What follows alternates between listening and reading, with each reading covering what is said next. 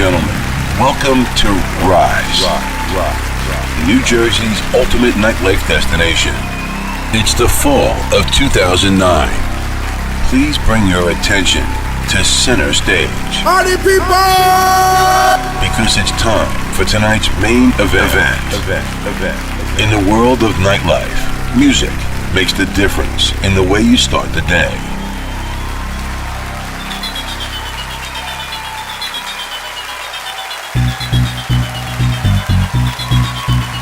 The finest ingredients are right in the mix. Somebody say, oh yeah! Oh yeah! Don't believe the hype is a sequel.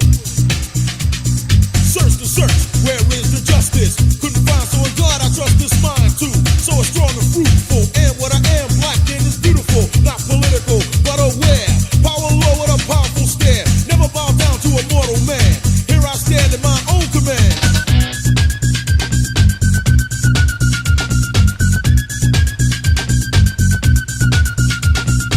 Not a follower, not a leader. And exceed as sharp as a cleaver. Some are sinners, some are praisers. Me, Turbo B, heavenly hell raiser. Two from a kid make some folks stagger. Straight to the heart like a 12-inch dagger. Motley, way of the world, gaze upon the black pearl.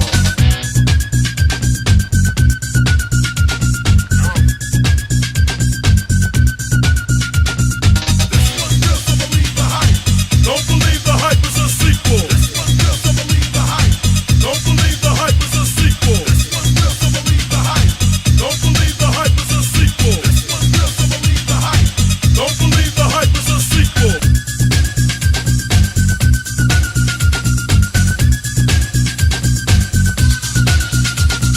Not the oppressed, the oppressor. Don't rate this one as anything lesser. Racist, you don't want to hear it. But if the shoe fits, then wear it. Life is tough, so we gotta be tough and get smart. To outbluff the bluffer, feed your mind to wisdom peak. Absorb the knowledge I speak. Don't believe the hype is a sequel.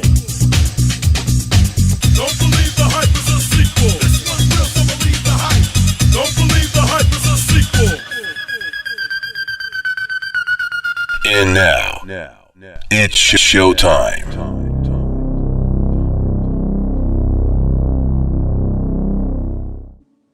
Yo, what is up, party people?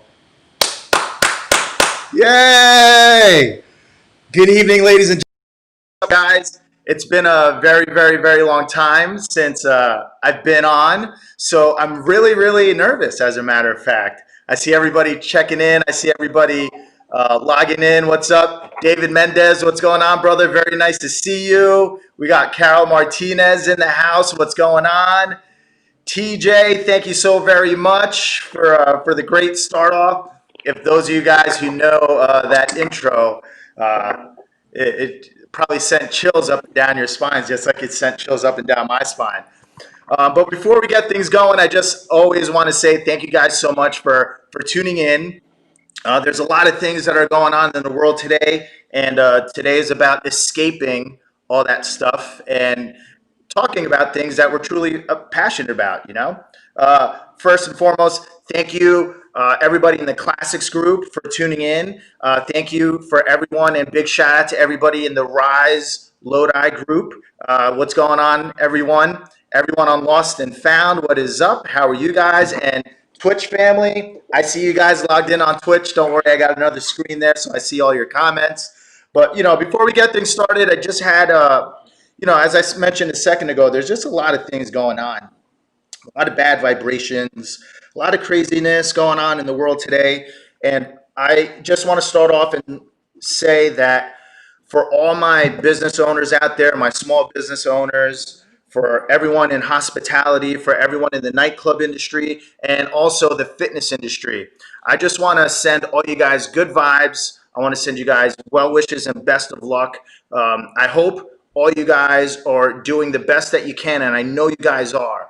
And what I want you to know is that if there's ever anything that I can do to assist you during this time, whether it's marketing, advertising, giving shout outs, or if you just need somebody to talk to, I know myself, I'm always available 24/7. I know the gentleman that is about to come on will be here always as a lending ear. But at the end of the day, we have to stick together through all of this. And no matter what happens and what goes on in the future, we're going to always come out stronger because adversity builds character.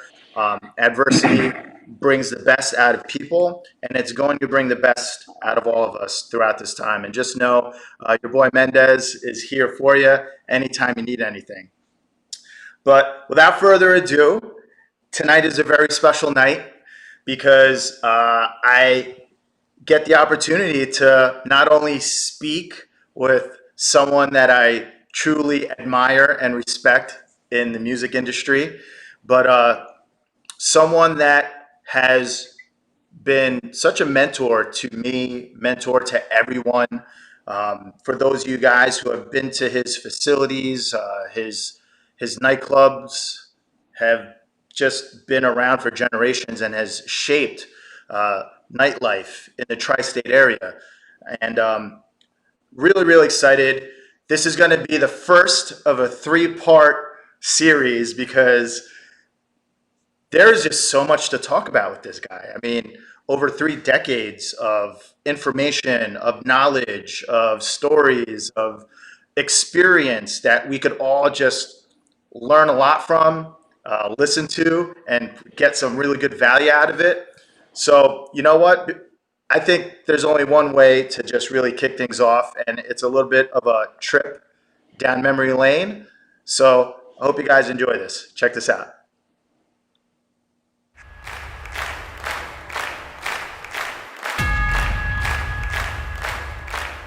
Let's begin. Ladies and gentlemen, welcome to Rise, New Jersey's ultimate nightlife destination. It's spring 2018. Please bring your attention to center stage. Party people! Because it's time for tonight's main event. In the world of nightlife, music makes the difference in the way you start the day. You have to ask you to try to stay calm, and it's important for everyone not to panic.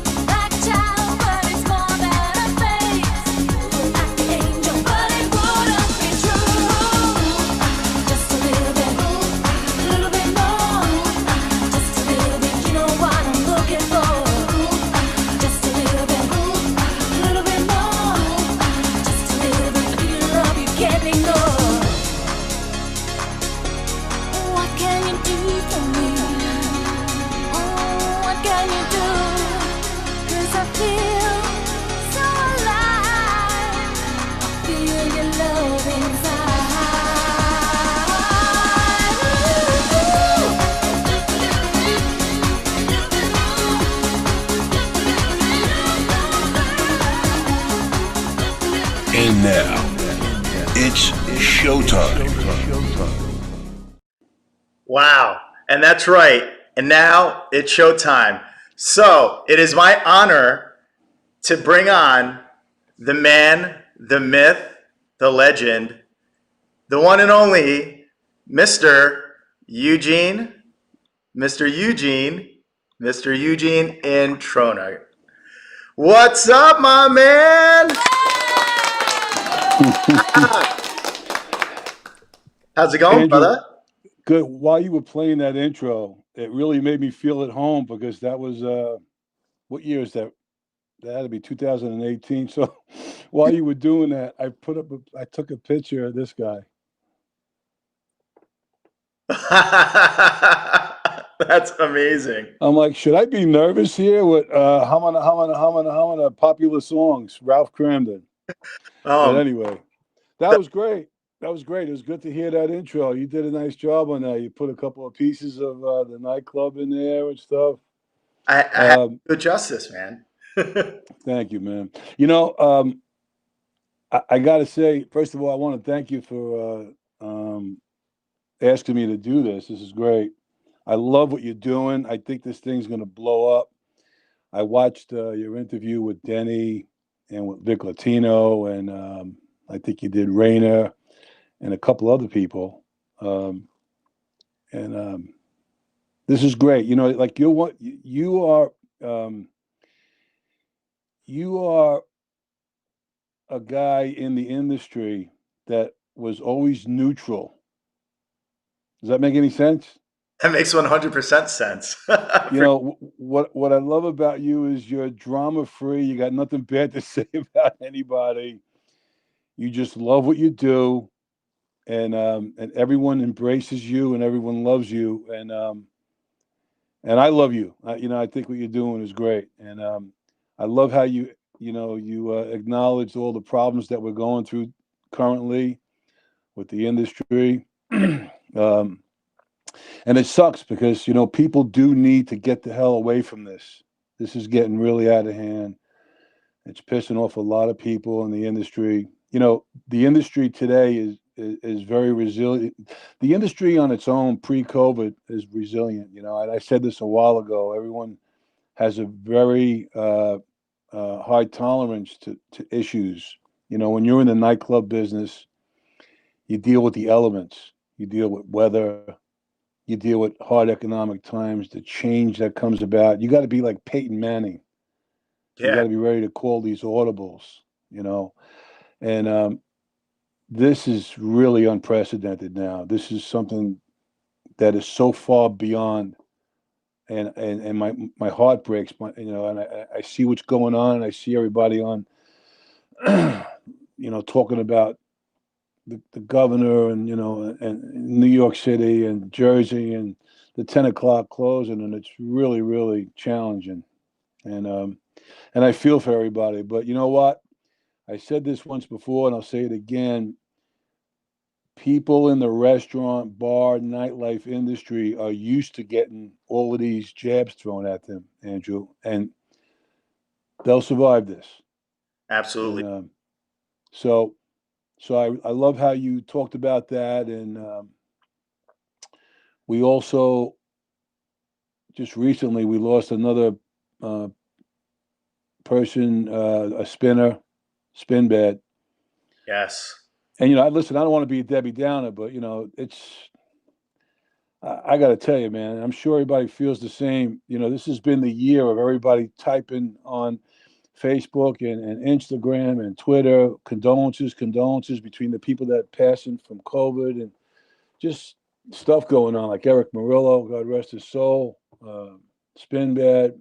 You look back at all these people in the industry dropping. It's horrible.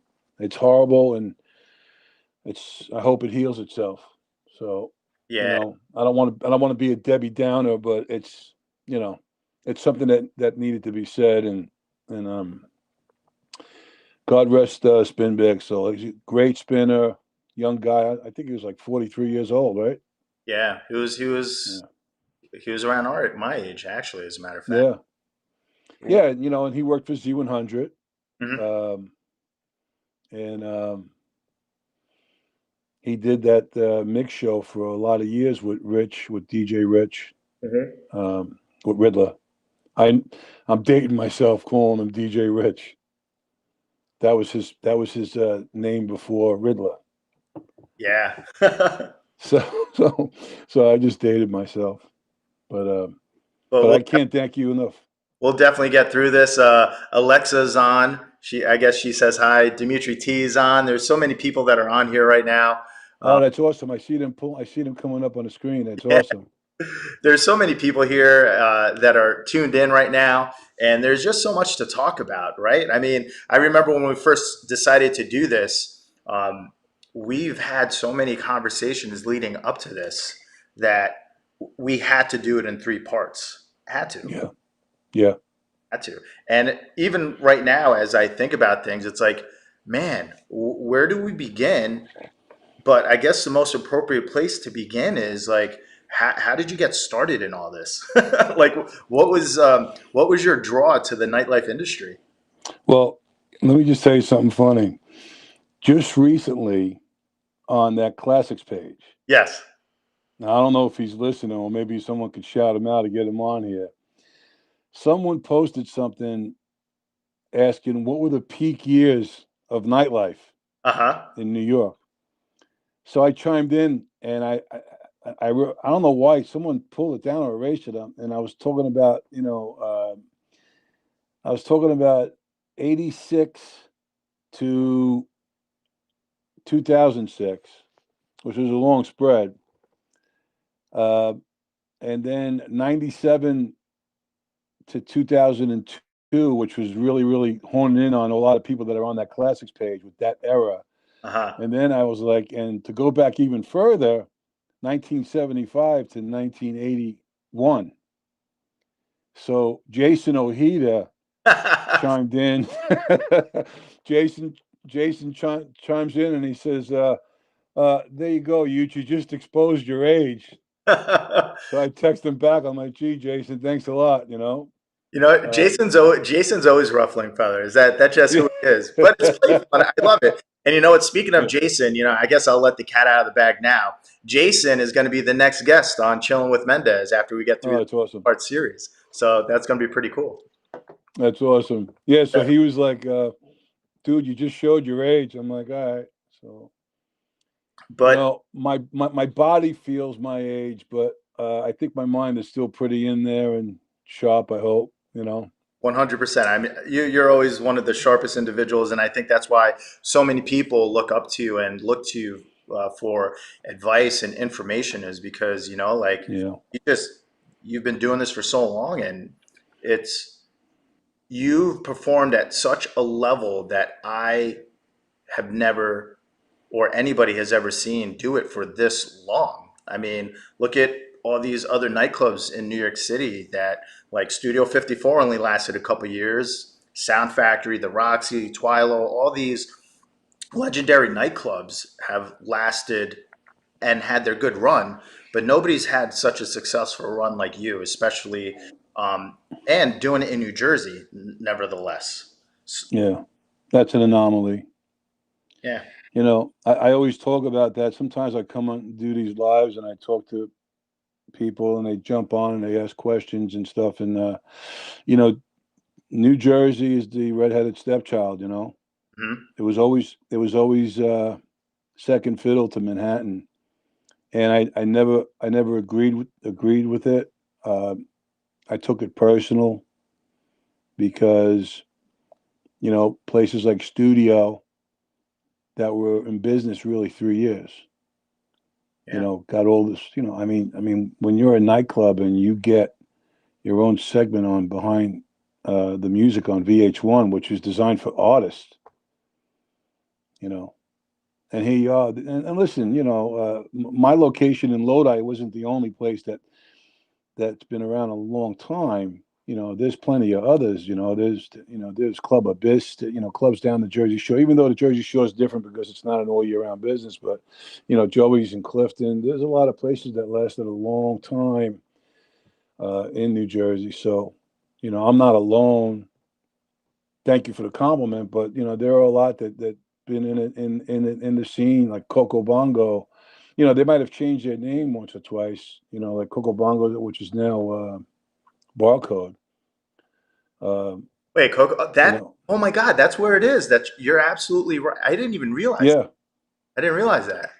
Yeah, that's Eddie G. And and down in Central Jersey, with Costa and Dimitri with Abyss, they were there 20 years. Yeah. They just did that reunion right before COVID hit last February. I That did the party was marketing. ridiculous. I heard. Oh my God, it was insane. It was Yeah. insane. And I was there, and Co and Dimitri were there, and the whole family was there, and they kind of restored. It's Club Pure. It's an event space for young, for like sweet 16s and weddings and stuff like that, and they restored that, and Costa and Dimitri and Lisa and Susan and that whole team down there, Manny the Greek and DJ Unique. Good crew down there. MC Get Busy Izzy with that voice. Oh God! So that was a great, So there's plenty of other people, and again, not just for myself. It does bother me when I see people in Jersey lasting a hell of a lot longer than Manhattan, and the same thing in Long Island. You had Zachary's that was in business for 40 years. Oh wow, Zachary's. I You remember know, hearing that place on the radio all the time. Yeah, I mean, guys like, God rest his soul, a guy like John Smythe that had the Mirage in Westbury, Oh yeah. the guys in Brooklyn with Legacy, which was sweet, and they had like a couple of different names, but it's the same location. Yeah, they had to re-identify themselves, but it just, Manhattan being Manhattan is Market One. You know what I mean? It's New York City. It's the crossroads of the world. It's the greatest city in the world. And it just gets that attention. Listen, I'm not, piling on anyone, but, it's a different animal. And to be in a pad site or at the end of a mall or whatever in Jersey, in Long Island, and to go past 3 years is, a feat in itself, So, but that's what I got to say about that. But going back to your question, how I got started, um, I was 17, Mm-hmm. and because I was a big guy, I was a security guy. You're a You'll security never hear, well, you'll never hear me use the term bouncer because I can't stand that. guard? It's got a really bad connotation, It does. I don't. but yeah, it really does. But um, it wasn't so terrible to be able to work in a nightclub when the drinking age in '75 was 18. Ah, Think about that. cheers to that. Yeah, my Diet Pepsi. So um, it was Palisades Park. It was the soap factory. Um, it was one of the very first glam nightclubs that opened. And, it opened. And again, I didn't learn this until after I did when I became a radio guy Mhm. and understood research. And I could thank MS Broadcasting for that with the old Hot 97. Yeah. But the soap factory came out, and that was that wave of the baby boom generation that hit the shores of the United States. That's right. 73 million population. And whereas back then, when I was younger, you went to a bar, there was bars, There might have been a bar on every other block in Union City where I grew up. On Broad Avenue in Palisade Park, there might have been like 6 bars all spread out. Well, when the baby boomers turned 18, because the generation was so vast, Hmm? You had 7 guys who was a builder, who was uh, an attorney, who was a developer, who was in real estate. They bought this building that used to be a real production center for soap. Yeah. And it's like, yeah, let's do this, put a couple of bars in, and we call this the soap factory. So, and it's funny because if you try to do some research, it's like music back then was R&B with rhythm. Yeah. And I'm trying to remember, they would call the nightclubs discotheques. Discotheque. Absolutely. But now, so like, why was it called discotheque? Because they called the music disco because of you're listening to music at a discotheque, or you follow me? It's Yeah. kind of weird. Um, so I came in to the scene when, and again, I don't want Jason to come on here and jump on my shit, tell me how old I am. Oh, he's But already on here. he Jason. is. Oh yeah, Jason's on here. Hi, Jason. Actually, Raina's on here. Raina says hello. Oh, until I said hi. How you doing, Raina? Yeah. Tell me who's on. I can see it on my screen. I'll shout him out. Yeah. So, it was an incredible time. We Yeah. were open 7 nights a week. Wow. Admission was $3. On the weekend, it was $5. Like, holy shit. A drink was $1.50. Huh. A Oh, man. premium drink was $1.75. Hmm. Um, Were DJs there like big names, or was it just the music? no, the original guy that opened the Soap Factory was Louis Caperso, Mhm. very dear friend of mine. Ronnie Reller. Um, it was the emphasis wasn't really so much on the DJ back then. It was probably like the atmosphere, the vibe, the music. Yeah, because it Different, was new. It different. was a new culture. It was a new subculture. It was a new culture. And like here you are, it's like every other Wednesday, the house band was the Tramps. Get out of here. Yeah. In Jersey? In Jersey. Every third Wednesday was Travares. Wow. And every first Wednesday of the month was a band called Calhoun that was struggling to get a record deal. Mm-hmm. And back then, the Tramps were from Philadelphia. They drove up in a van and 2 cars. The band unloaded. It was nuts. The Yeah. band unloaded their stuff. All right. They went in the back. They put their red tuxedos on, Mm-hmm. and they're coming out jamming. Where the happy people go, and Disco Inferno. And then when Travares played, they were from Boston. They traveled down in a van and in a couple of cars, and they set up their own drums and their own stuff. But that whole scene was so incredible. Again, you opened 7 nights a week, and the 7 guys that owned the place, their heads were elsewhere because they were in other businesses. And quite frankly, Andrew, they didn't even know why they were making money. Yeah. But they were printing money. Hmm. But it was that time, and while that was going on, there were places in Jersey called the Joker Okay. in Passaic. There was a place in Seaside Heights that went on to become Baby O's and Masquerade and Club Excess. That was called Chic's 10. Whew. Yeah. Yeah, I'm giving you some history here. And like down on Route 35, 35 North was once Club Abyss, what used to be Club 35. I heard So that before. I heard that. yeah, That's so this was all part of that boom in 75, 76, 77, 78. And so anyway, to run through this real quick, I started out as a security guy, and I loved everything about it. I enjoyed it. I enjoyed the business. I was young. I was in college, and um, I had no idea I was going to wind up being in the business 45 years. yeah. You don't know at that point, but I got involved, and I was into the entertainment side and booking the entertainment.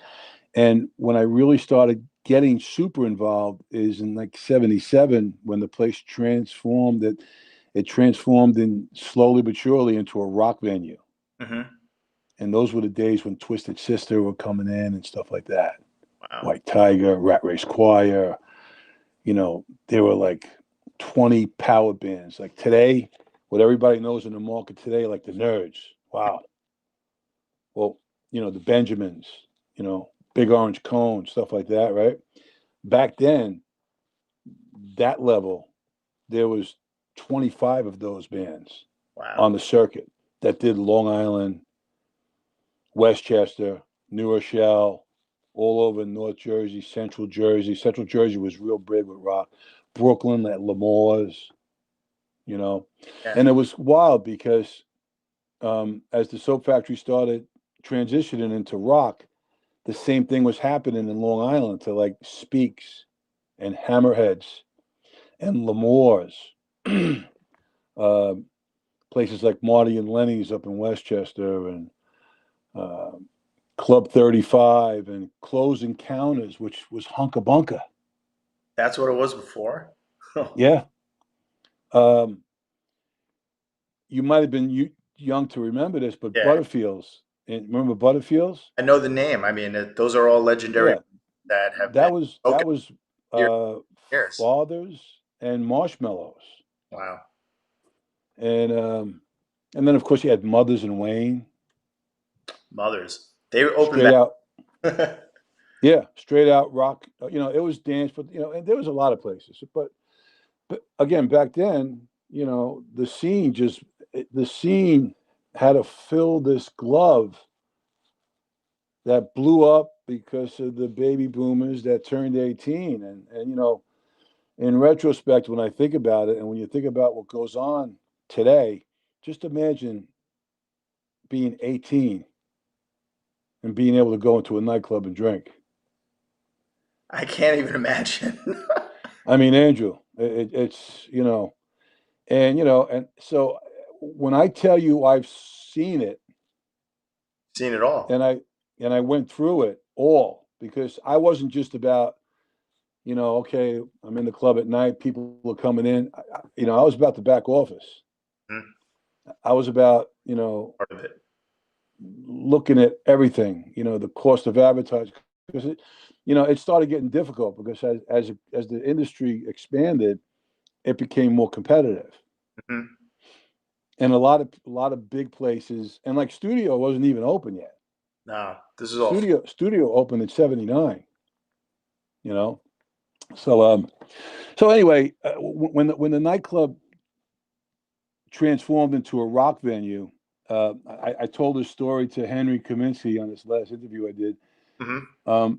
Keep in mind I was in college and I was playing football. I went to William Patterson University. Willie Back P. then, yeah. Well, right back then it was William Patterson College. Mhm. Now it's William Patterson University. So,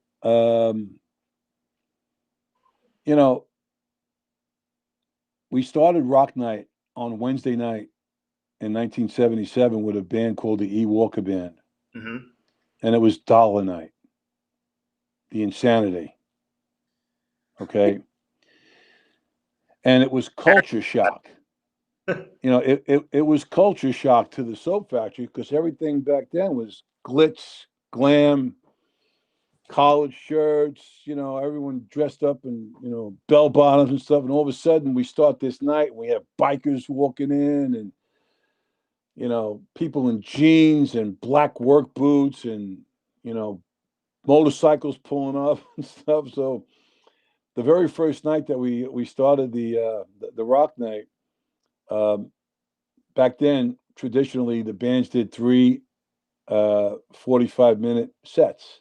Wow. And back then, when you opened the doors, it's not like today. People don't come out till 11:30, quarter to 12. There were people online waiting to get in at 9:00. In fact, I even think we opened up at 8, if my memory serves me correct. And so it was a long night because we closed at 3 a.m. And I can't believe lo and behold, it started at 9 and went till 3. oh yeah, Like oh man. yeah. And I'm going to tell you another story about the Soap Factory that's going to blow you away and everyone that's listening in. But let me just stay with this. So we had the first night. We had 1,600 people in the club, And back then, you weren't only a security guy, you carried beer. Now we're selling beer, not drinks, beer. And when you worked security, aka people called bouncers, we had to run beer to the bars. And while you were running beer, you were running beer in between possibly breaking up or a fight or taking somebody out because they were intoxicated or whatever. And we ran like nuts, it was crazy. So me paying attention to detail, the manager at the time, my buddy Jimmy, they weren't prepared. They played, the DJ booth had a door and it was locked. And in between the band set, they played the same record over and over and over. To one point where the record, he didn't even change the record for like 10 minutes. All you heard was, right, with the needle. And I went up to him midway through the night. I'm like, listen, we have to entertain these people. We can't just play the same record. Mm-hmm. And he looked at me and he's like, Huge, I'm too freaking busy. I'm like, well, I'm busy too. I just had to take 2 people out of the club and I just took 7 cases of Budweiser to bar 4, And so I'm like, we're going to lose this night. We have to play music. So the following week, the second week that we did this, I brought my albums from home. I had 8 albums. And What he's else? like, Andrew, it was funny. I brought my albums, right? And during the band break, I started playing some music. And I'm like, wow, this is pretty cool. Yeah. But I was playing Day two. rock Who'd have music. thunk it? Yeah. I wasn't playing dance music. I was playing rock music. Yeah. Beatles, stuff like that. And so long and behold, next couple of weeks, I started going out and buying albums. And now the night starts maturing. And I start noticing that, because I was very involved with marketing the place with the radio and stuff like that. And I guess people on the outside in the record labels and stuff started noticing. So now I started getting records given to me from record labels. Yeah, record labels. Because I'm sure they wanted it played at your place. Exactly. So 6 months later, I got 10,000 albums. I started meeting A&R people from record labels, promotion people from record labels. I started getting to know all the people in the radio business, Pat St. John, Tony Pig, back from the WNEW days and PLJ and stuff like that. And because we used to have them down there. And then slowly but surely, Wednesday was rock night. Then Thursday became rock night. Then Sunday became rock night. And before you know it, by 78, the place was rock full time. And it was insane. So, and it couldn't maintain as the disco because it started getting competitive. And these guys, like I said, they really didn't understand, that this was it became, you had to market the place, you had to maintain an image, and they really weren't about that. And I didn't have the full authority yet to do that. But I tell you what, everything that they couldn't do and achieve, I achieved when I got to open up my own place, because I basically learned what not to do. Exactly. Where did that come into play? So was that the motivating factor where it's like, you know what, I have a vision of how it should be done. I'm going to go out and just do it myself. Well, it's too long of a story how Chicago happened and Temptations. When I was, I was still in college. I had I was inspired by being in the food business. I was actually going to buy a deli. Wow. And I'll tell you the quick story how the whole radio thing came into place.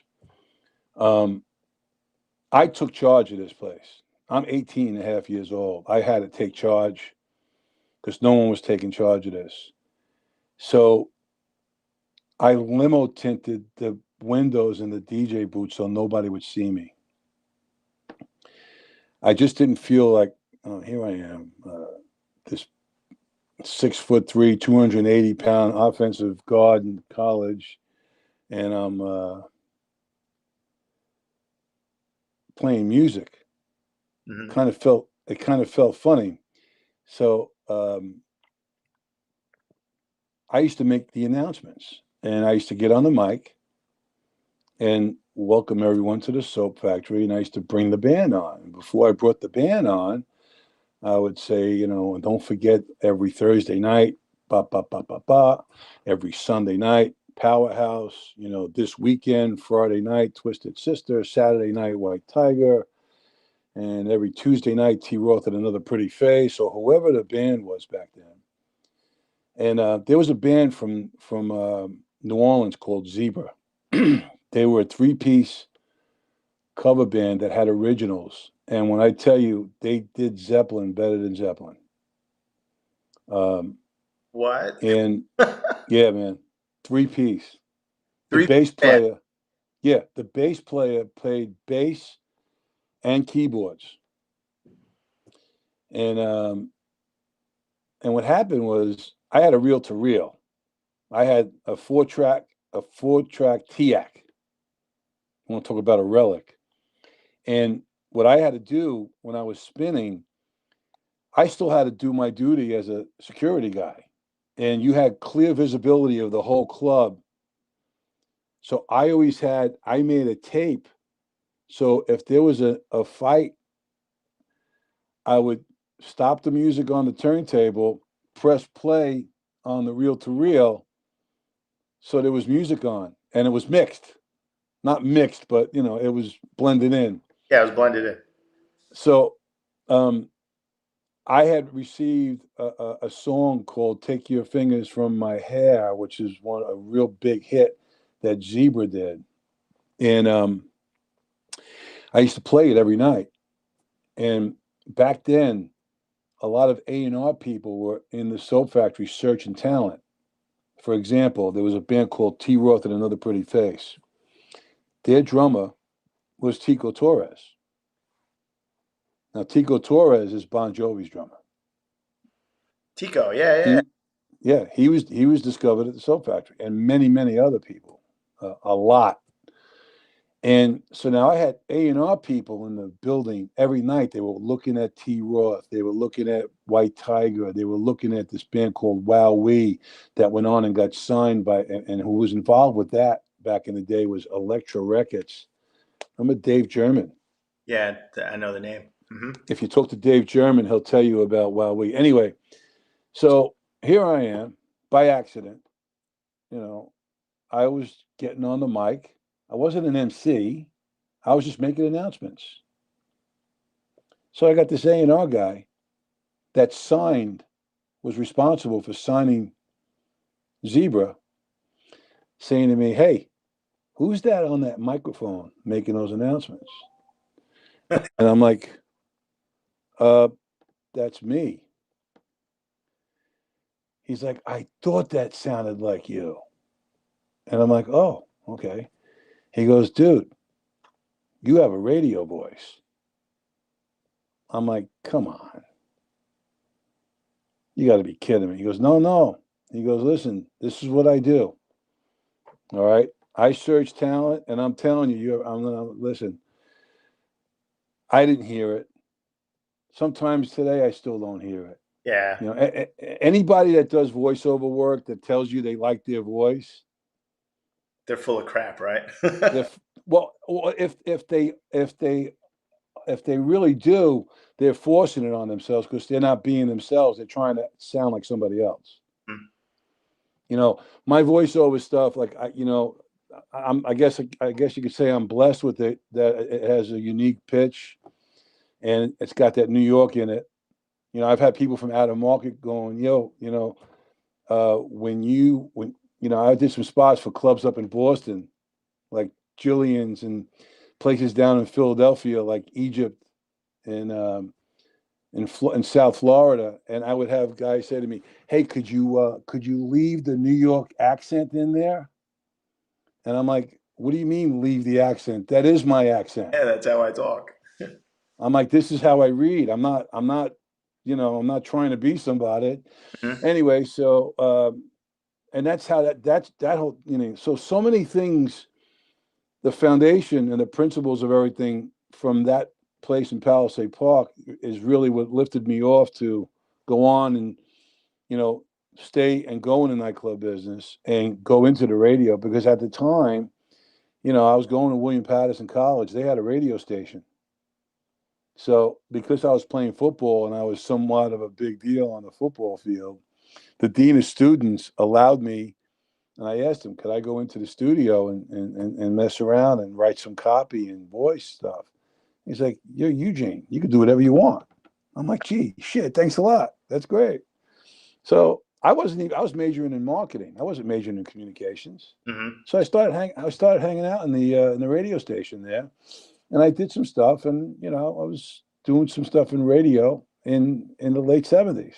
It's kind of crazy, but then again, I just didn't put it out there because I just kind of stood under the radar with it. Yeah. And You're just when I opened up, genuine. You were doing what was genuine to you and just going with the flow. yeah, and you know what, Andrew, it was really a hobby.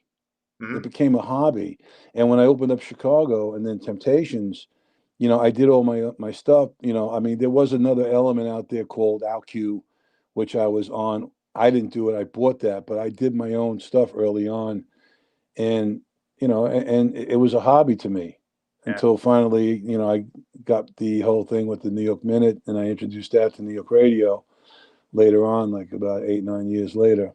So everything that there's so much that morphed for me from the soap factory in Palisade Park. So where I started. So Yeah. and that's the edited version, but a lot went on there. I saw the transition of music with, call it disco, then new wave, metal, heavy metal, and the one story that I want to tell you is down the street from the soap factory was a nightclub called Elegante. That later on, to a lot of the younger people, you'll remember it was called Passion or Drama. Remember that space? Oh yeah, I definitely know drama. Oh, okay. Well, they had a 2 o'clock closing in Fairview. So when Elegante, it was called Fire and Ice and Elegante, then it went on to become Drama, Passion, or whatever. There was a DJ who was a big record producer back then named Jelly Bean. Oh yeah. Yeah. Jelly Bean and the staff would get out of there quick. They'd be able to come down to the soap factory because we were open. This is during the disco era now, Mhm. because we were open till 3, So 3, yeah. right till 3. And they used to come there and get a last hour in, or 45 minutes, to drink themselves and dance and meet with customers. But Elegante and Fire and Ice was primarily a Latin room. It's more on a Latin tip. Mhm. Jelly Bean would walk in with this dirty, blonde-headed, scrawny girl that no one knew who the hell she was at the time, and that was Madonna. I was gonna say, yeah. All right, because during that time in '79, after the Soap Factory transitioned into a rock venue, you had the scene in New York City. You had studio, you had the fun house, you had the garage, and all those spots. All those spots. And back then, Jelly Bean was in the city, and Madonna left home from Detroit, and she was palling out with Jelly Bean, and so that was another scene in Manhattan. And like back then, the artist that was neck and neck with Madonna Mhm. was Franz Jolie. Yeah. She had big records at that time. Yeah, the difference between Franz Jolie and Madonna was Franz Jolie had her mother on her back. She had the money. Madonna's mom had passed away, and she was a free bird. Yeah. She got testy on stage, and she was sex appeal and all of that. if Franz Jolie tried getting, her mother would rip her off the stage. Yeah, huh? And keep one thing in mind: all of these artists that from the disco era, we also had at the Soap Factory. Soap Factory, yeah. And then on Monday nights, they would close, and they did a TV show called The Soap Factory. And what it was the MTV of the 70s, of the late 70s, before MTV was out. And if you go and look at the Sugar Hill Gang, what Rapper's Delight, that video was filmed at the Soap Factory, and you'll see the Soap Factory lights and stuff behind the stage while they were singing on those microphones that had no wires on. They were trying to pretend that that we were ahead of ourselves with wireless mics when we didn't have that. We didn't have that technology back then. Wow, really? That was shot at the Soap Factory? Yeah, yeah. Rapper's Delight. The video was filmed at the Soap Factory. Yep. And so was Vicky Sue Robinson and Donna Summer, Gloria Gaynor, you name it, from that era. Wow. Yeah. That's pretty crazy. intense. I would have never thought that was at the Soap Factory. Yeah. And look, back then, man, like Eddie Kendricks was big and South Soul Orchestra, and Louis Caperso was one of the big spinners back in the day.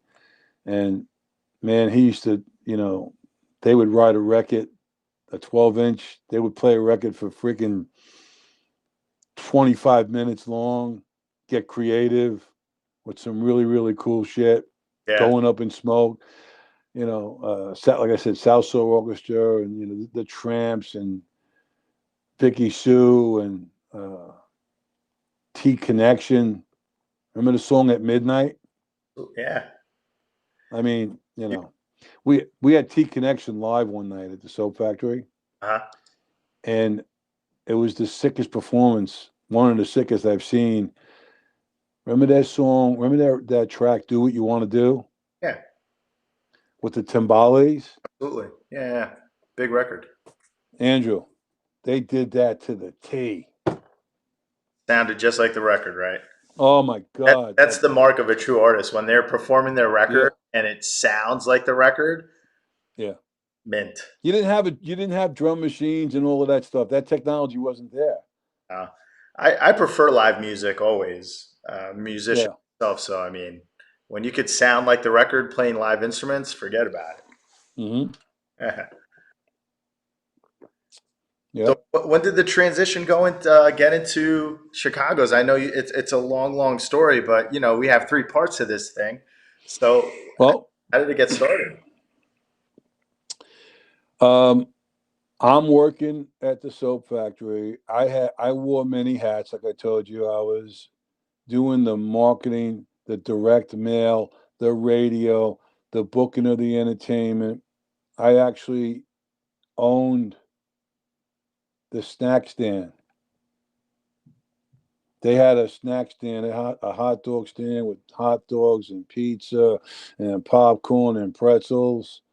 Wow. And the place was a disaster. Yeah, but now I used to sit where you got the idea of the midnight snack. The midnight snack. Well, it's it's crazy because when I was there, like I would have meetings with the owners and some of the shit that they were doing with the food there. I'm like, guys, you're gonna get sued. Someone's gonna get sick here. You guys, and they were like, look, how about you rent this from us and you take it over? I'm like, okay, done. And you're passionate about that too. Yeah. So it's like, early on in Palisades Park, I got to live, everyone says I'm living the dream. It's like I had so many things in front of me. I'm like, I'm involved with the food, I'm involved with the radio, I'm involved with music, booking, the entertainment, marketing, and everything just kind of like morphed from there. Yeah. Might as well just I made a fortune, and I'm only 18. I'm 19 years old, making money like crazy in the late 70s. Mm-hmm. So did I know I was going to be in the nightclub business when I was 19, 20? No, I wasn't sure yet. I was still going to school. I graduated in 80 from college. You know, I worked for a funeral home.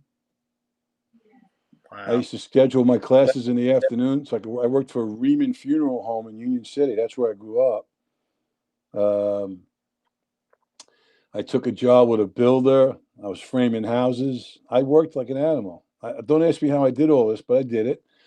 I mean, And you I know just that wasn't sure. when you have that type of personality, you just always want to go and get things done, and Yeah. totally, yeah, it's just how people like us who are very successful, and I'm sure there's a lot of people that are on here think the same way. That it's just the only way we know how to do things. Yeah. And listen, nothing was given to us. So, you had to go out and get it. And I did. So, and like I said, so a lot of things that took place there kind of morphed into, the early days. And, the story is too deep on how Chicago happened, but I wound up doing that. I was 24 years old. And I had two older partners at the time, and a younger partner that was kind of in there too.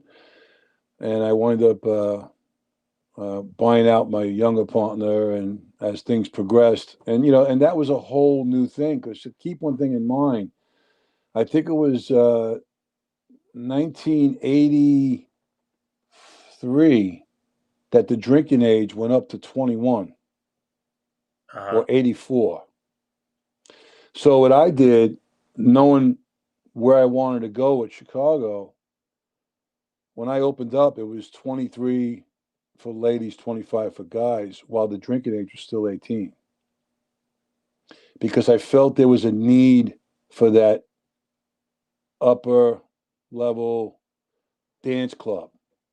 And, back then in 82, 83, you had the Clash with Rock the Casbah, that dance mix. And, you know, you had the B-52s doing a dance mix. You had Rod Stewart doing a dance mix. And then Madonna started showing up with, Material Girl and all of that stuff, and that era, Soft Cell and all of that. So it was 82, was a very unique time. And when I uh, opened 3 nights a week, Tuesday, Friday, Saturday. And, Tuesdays were a big night, oh God, a yeah. big night.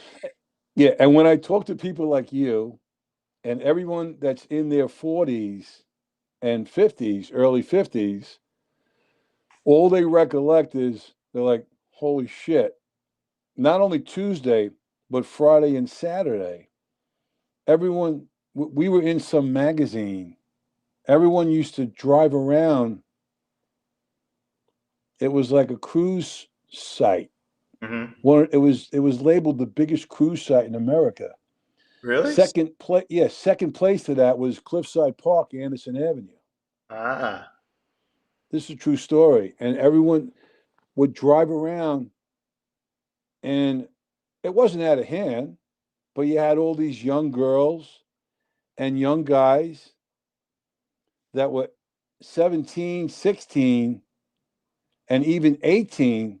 They couldn't get in the club because, yeah, they needed to do something. yeah. And, they were girl watching, guy watching, and it was constant. It started at Burger King and it went around the Kmart and around, and it just like they had their own route. And I'm Yeah. like, what the hell is this? And, so that was pretty nuts, and that went on for a long time in the early '80s when I first opened. So, back then in the '80s when I opened, everyone was like, "Why are you only open 3 nights a week?" And I was already um, horned in on the fundamentals and a principle that I believe made that place successful out of the gate. That was question. I wasn't around during that time. I definitely was around, but didn't know what was going on then. And I was going to ask, was it a overnight success? Was it a slow build? What was No, right out of the box. Right out of the it? box. It was. It was. It was right out of the box a success, but it maintained and got stronger because a lot of people that would open up the next place back then, they still couldn't let go of the 70s. Uh, And they're like open Monday and Tuesday and Wednesday and Thursday and Sunday and Friday and Saturday. yeah. My whole thing from the start was, you know what? I want people to come to 1 South Main Street and walk away from there going, that place was great. It was beautiful. It was packed. Okay. You couldn't move in there. If I opened on Monday and opened on Thursday, It would spread everybody out.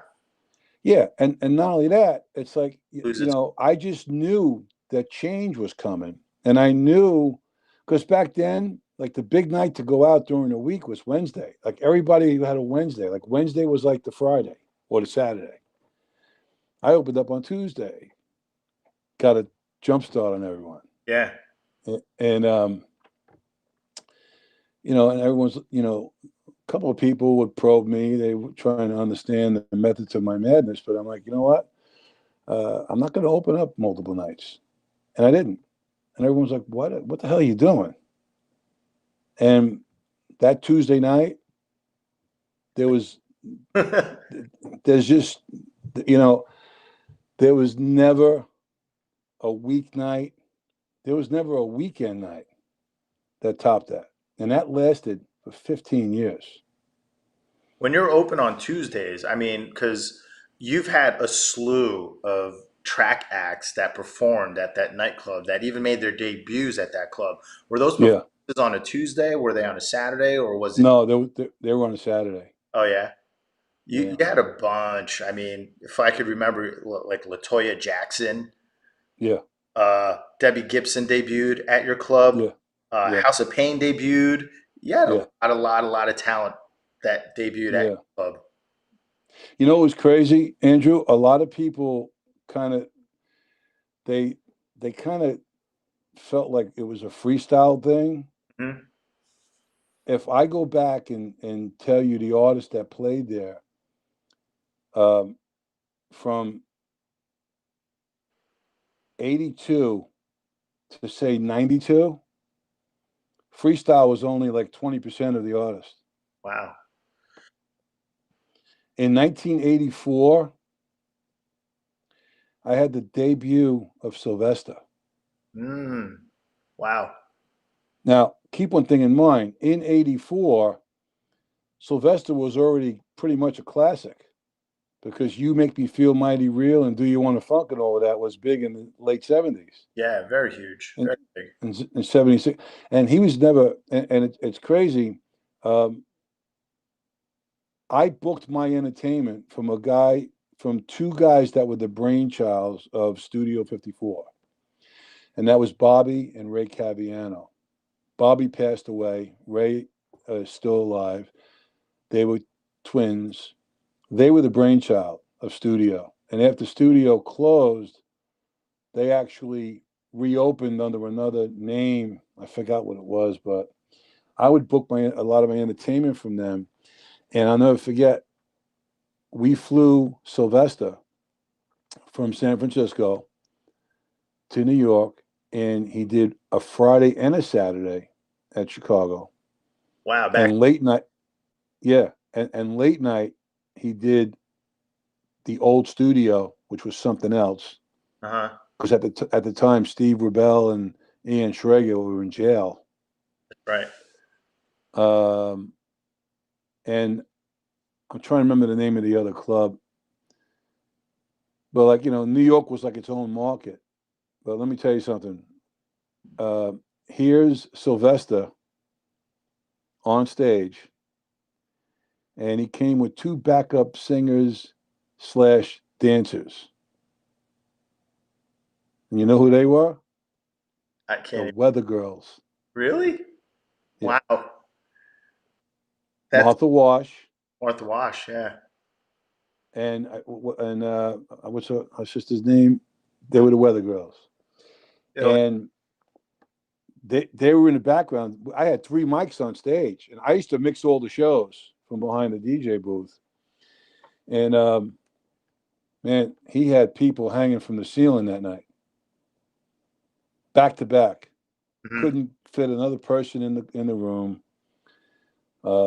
So early on, before freestyle started becoming a big thing, you know, I would have Franz Jolie, I would have Debbie Gibson, Taylor Dane, Tone you Loc. know, yeah, well, that was later on, That was later on because but Otto well, actually put Tone Loc in the Otto's on. What's up, Otto? they, Put it in the comments. I was like, oh, that's right. Tone Loc was there. well, yeah, like Tone Loc and Young MC and House of Pain and all of that. That was in the '90s. Mm. I'm talking about the early '80s. Woo. Now, Otto worked for me 25 years, but even Otto doesn't remember any of this stuff. I Oh, don't know who's on that remembers this, but this is early, you know, and Pamela Stanley and what was that song that she did? Coming Out of Hiding, coming out. and Vicky Sue Robinson and the Tramps and Tavares. Like these artists were already old. They were already considered classics, Hmm? you know. So yeah, I featured all my entertainment on Saturday night. Now, did I need entertainment? I felt I did. Um, how I utilized it was different than probably a lot of other places. Um, from the beginning, it's like it was uh, it was just another asset to add to the night, and I used the term hitting the reset button, and I would make sure because we closed at 3 o'clock on the weekends on Friday and Saturday night. And I made sure my shows used to come on no later than 10 after 1 or 1 o'clock on the dot. That intro that you played, that intro would hit. It would be, I made different intros back in the day. And the show came on and it was like the reset. It reset the night. Um, Now, some of the other places that were doing entertainment, they were not doing it with the same intention that I had. Like I said, it was a reset. It was resetting the night, and I'd have these artists on stage, and I would limit them because like anything else, just like DJs of the last 15 years or so, all these DJs want to break this new music and stuff like that. It's tough doing that in Jersey. It's tough getting away with that in Jersey. Yeah, Um, I could definitely agree with that one for sure. yeah, and listen, I banged heads with a bunch of people about that. But Mm. before I get into that, this goes back as far as the artist, because if I'm telling an artist that I only want your show to be 20 minutes, 25 minutes, they're looking at me like a dog whistle, going, "Are you kidding me?" And of course, they wanted to play their new music too. And I'm like, no, no, no. You got 3 hits. Just play the hits. That's it. That's it. I don't Well, want, fans would have been out the window. what's Especially that? their attention spans in a nightclub as far as a performance, Yeah. it wouldn't work. Yeah. And you know what? Especially the way I approached it, Yeah. especially the principles and the fundamentals of why I did this and how I did it, you know?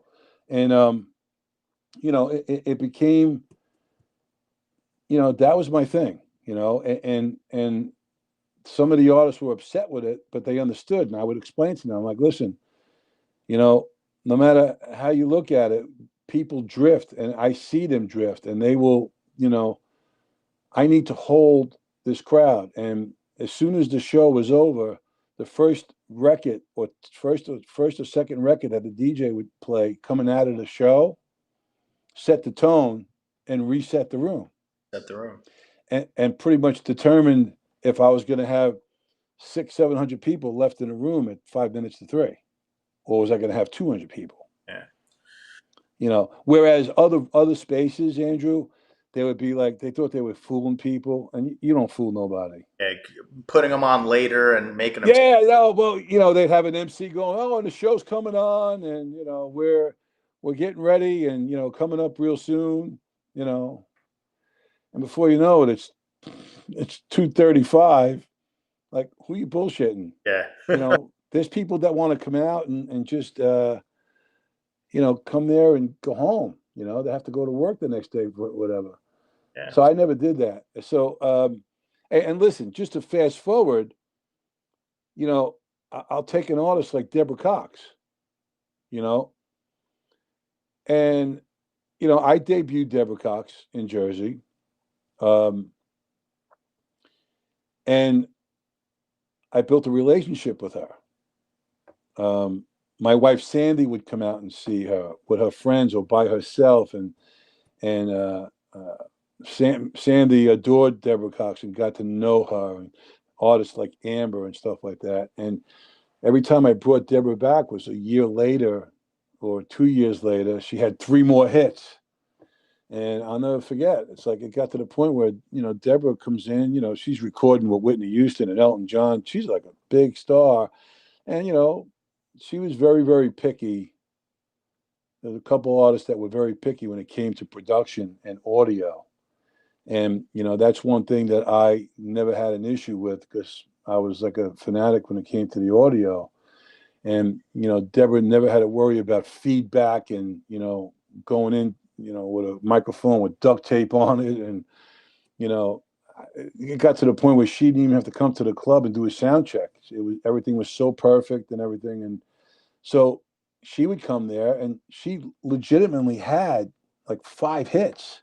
Yeah. But that would put her show, Andrew, over 35 minutes, because she would stop down and talk to the crowd and everything, and so that takes time. And I'm like, Deborah, I only want you to do 4 songs. And she was kind of like, but I feel like, she's like, Eugene, I love you. I feel like I'm gypping you. I feel like you're paying me a lot of money, and she got big money. Oh, absolutely. Big money. And I'm like, Deborah, don't take this wrong. These people that come to these nightclubs, their attention span is very brief. Very brief. And if I put you on anything past 30 minutes, they're going to drift. I'm like, this is just another asset to the night, and I hope you understand that. And she did, Totally. So even with a superstar like her, I didn't want to get that forward. That's what took place. And it was like, so that's how I handled that when it came to the entertainment, to answer your question. It was on Saturday nights. Yeah. When it came to your entertainment, so you talked about a lot of the transition into freestyle and all that stuff, and that's actually where I get to. Back then, I was a young kid listening to the radio, listening to mixers like Glenn Frisha, Frankie Aiello, mixing live from Chicago's with all these wonderful, amazing track acts. I mean, Scott Blackwell. Scott Blackwell. When did that transition happen, and how did you know I mean, I guess you knew the formula, but I guess how to pick the talent, how to get the mixers behind the booth. How did you know that there were the mixers that you needed? Freestyle was relatively super new, and it was really underground, I would probably say, when it first started. And then it became such a thing on the radio that people like myself and many other DJs just listened to on Hot 97 then. And you were a paramount and a big reason why that happened. So when did that transition happen, and how did it happen? How did you bring that of DJing and track acts and nightclubs and? Well, I was already doing the track acts in the dance market. Yeah.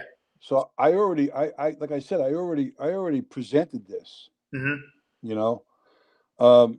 Freestyle had 2 homes: Miami and New York. Um,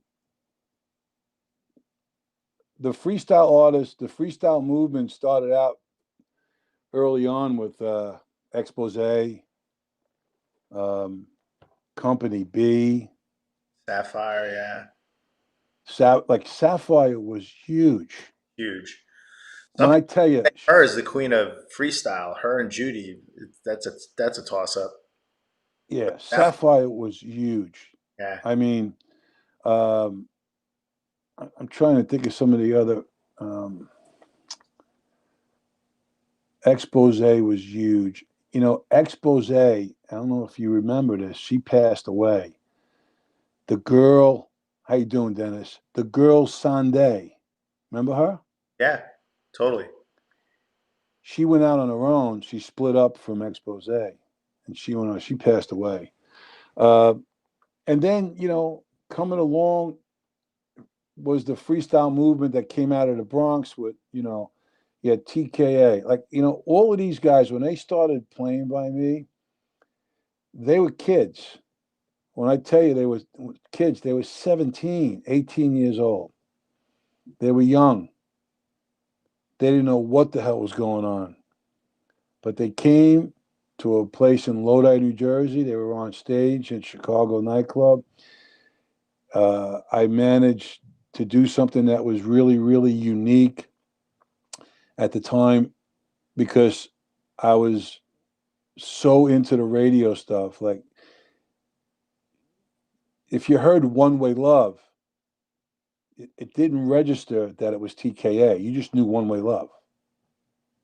You know, um, if you heard Love You Will You Love Me, you knew the song. What I did with the radio is I created well, I don't want to say I created it, but I did it. I'm not, I can't say I pioneered it, but I knew it had to be done. I had to put the music to the artist because the artist really didn't have a face. No, You didn't have the internet and stuff like you have today, you know? So if I was like, okay, love you, will you love me? And it's, that's Judy Torres. Yeah.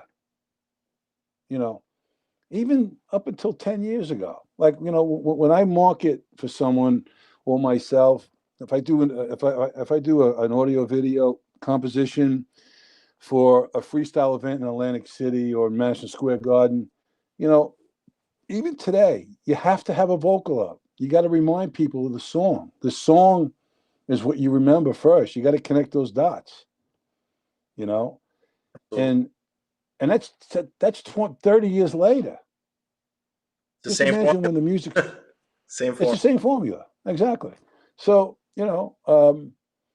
and it was one of the many reasons why this nightclub was so successful because you want to know something? I put the song out there. All right. This is TKA. This is Without You. This is George Lamont. Yeah. Where Are You Tonight? This is Coro. Silent Morning. This is Noel, was it? Noel. Information Society. Yeah. Stevie B. Lisa, Karina. Lisa. Karina. Like you want to talk about a superstar? Karina. Superstar. One of my all-time Super favorite talented. artists. Yeah. That song was Yeah. Major Temptation, uh, Out of Control. And then you had Lizette Melendez and then, Cynthia. You're talking about some great. And you know what it was? It's like, that was a movement. But while that was going on, I saw the transition come in of house music movement out of Chicago. Um, Was it because like the music, like the production and the music and how the DJs were mixing it changed, or no. I mean, listen, you had Hot 97 at the time. Hot 97 was breaking music like crazy. yeah, I mean, if you go back to that and you talk to guys like Glenn and Scott Blackwell and Franco, and you hit up Joel Sokowitz, and shout out to my boy Stu Dennis. I know he's listening. Hot I want to say Hot used to, and I think Jeff Z would be able to confirm this better. I want to say Hot used to break about 18 records a month. Wow, that's a lot. Yeah, Wow. yeah, and you know, early on in 1986, you got to remember, Disco '92 went away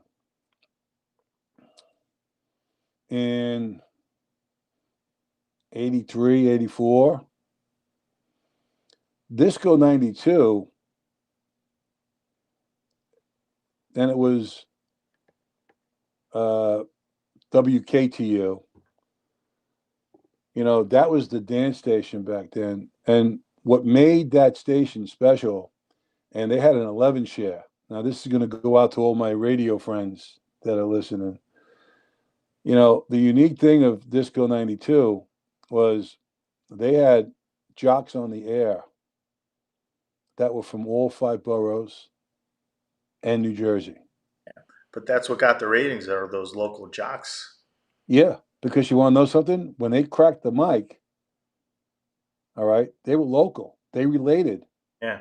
And they just started, their popularity started spreading throughout all the boroughs.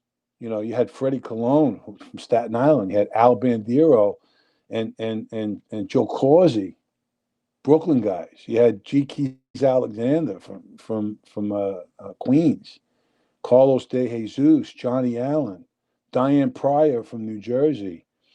Rest in peace, Paco was a Jersey guy.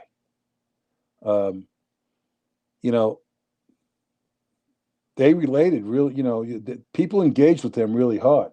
Yeah. And when that's local. What's that?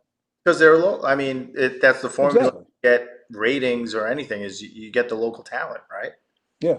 Yeah. So, and that station went away and became K-Rock. Mm. So we didn't really have a rhythmic station on the air. 103.5 was WAPP.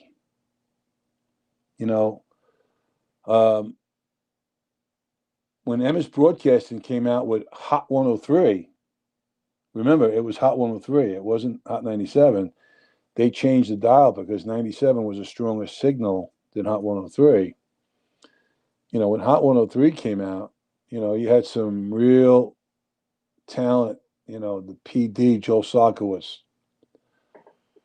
Like, you want to talk about a production animal, a guy with great ears and great vision, and he brought in jocks. You started hearing people like Broadway Bill Lee and Al Bandiero and Freddie Colon. So he took the talent that was once on Disco '92 and brought them back.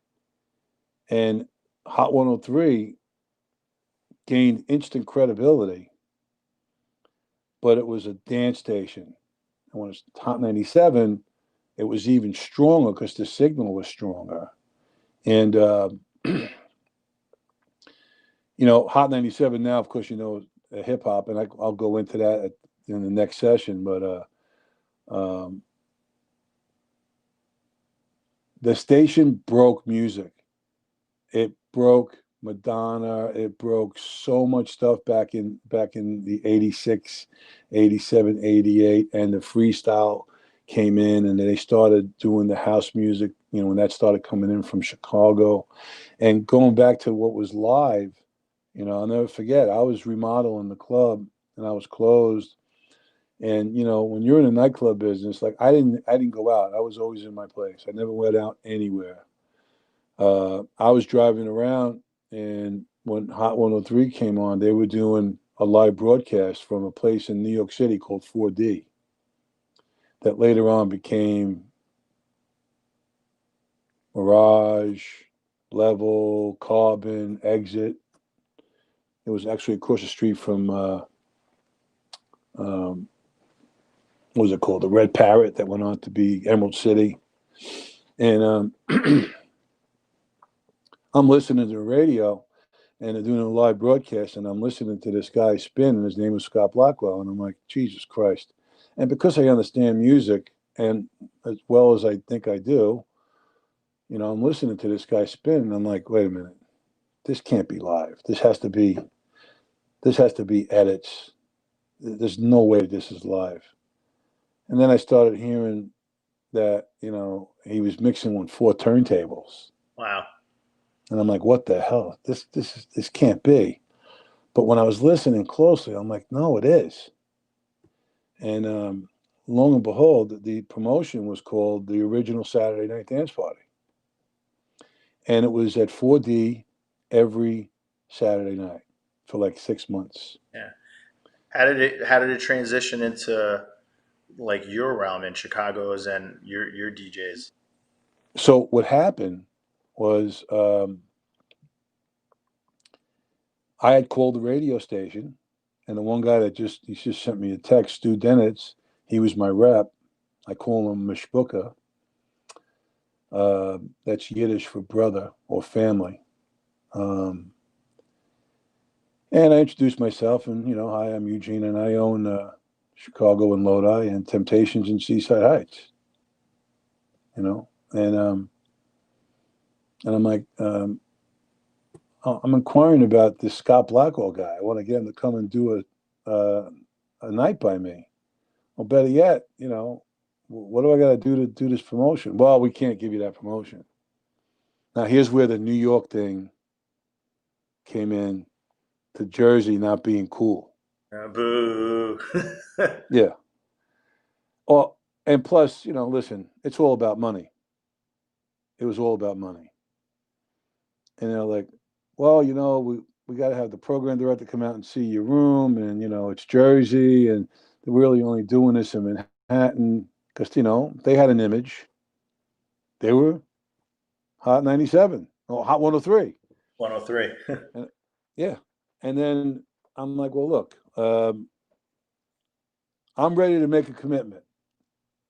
I'll throw down the money, and you go back to 1986, 86 and a half. 87, I was spending $300,000 a year. That's a lot of dough. That's a lot of coin. And you know what? I'm sure, and I mean, obviously it paid off because look at how long it lasted and look at all the trend setting things that you were doing. Yeah. Everyone else. I mean, you were the leader, and So what it was. Investing that kind of money into their nightclub. I mean, Yeah.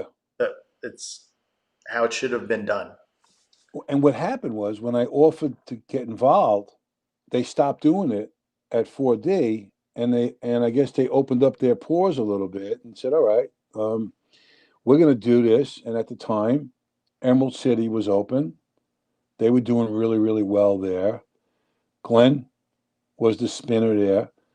Scott dropped out of the scene and moved to California. And if Scott's listening, he should come on here and say hi. And then you had the Palladium in New York City, and the spinner that was spinning at the Palladium was a friend of Scott's, and his name was Mojo Nicosia. Yeah, and Scott actually, mentored Mojo. And at the time, the guy that was playing for me was Franco. And I had said to Joel Sokowitz, I'm like, listen, I have a great jock. I would like to have him spin this.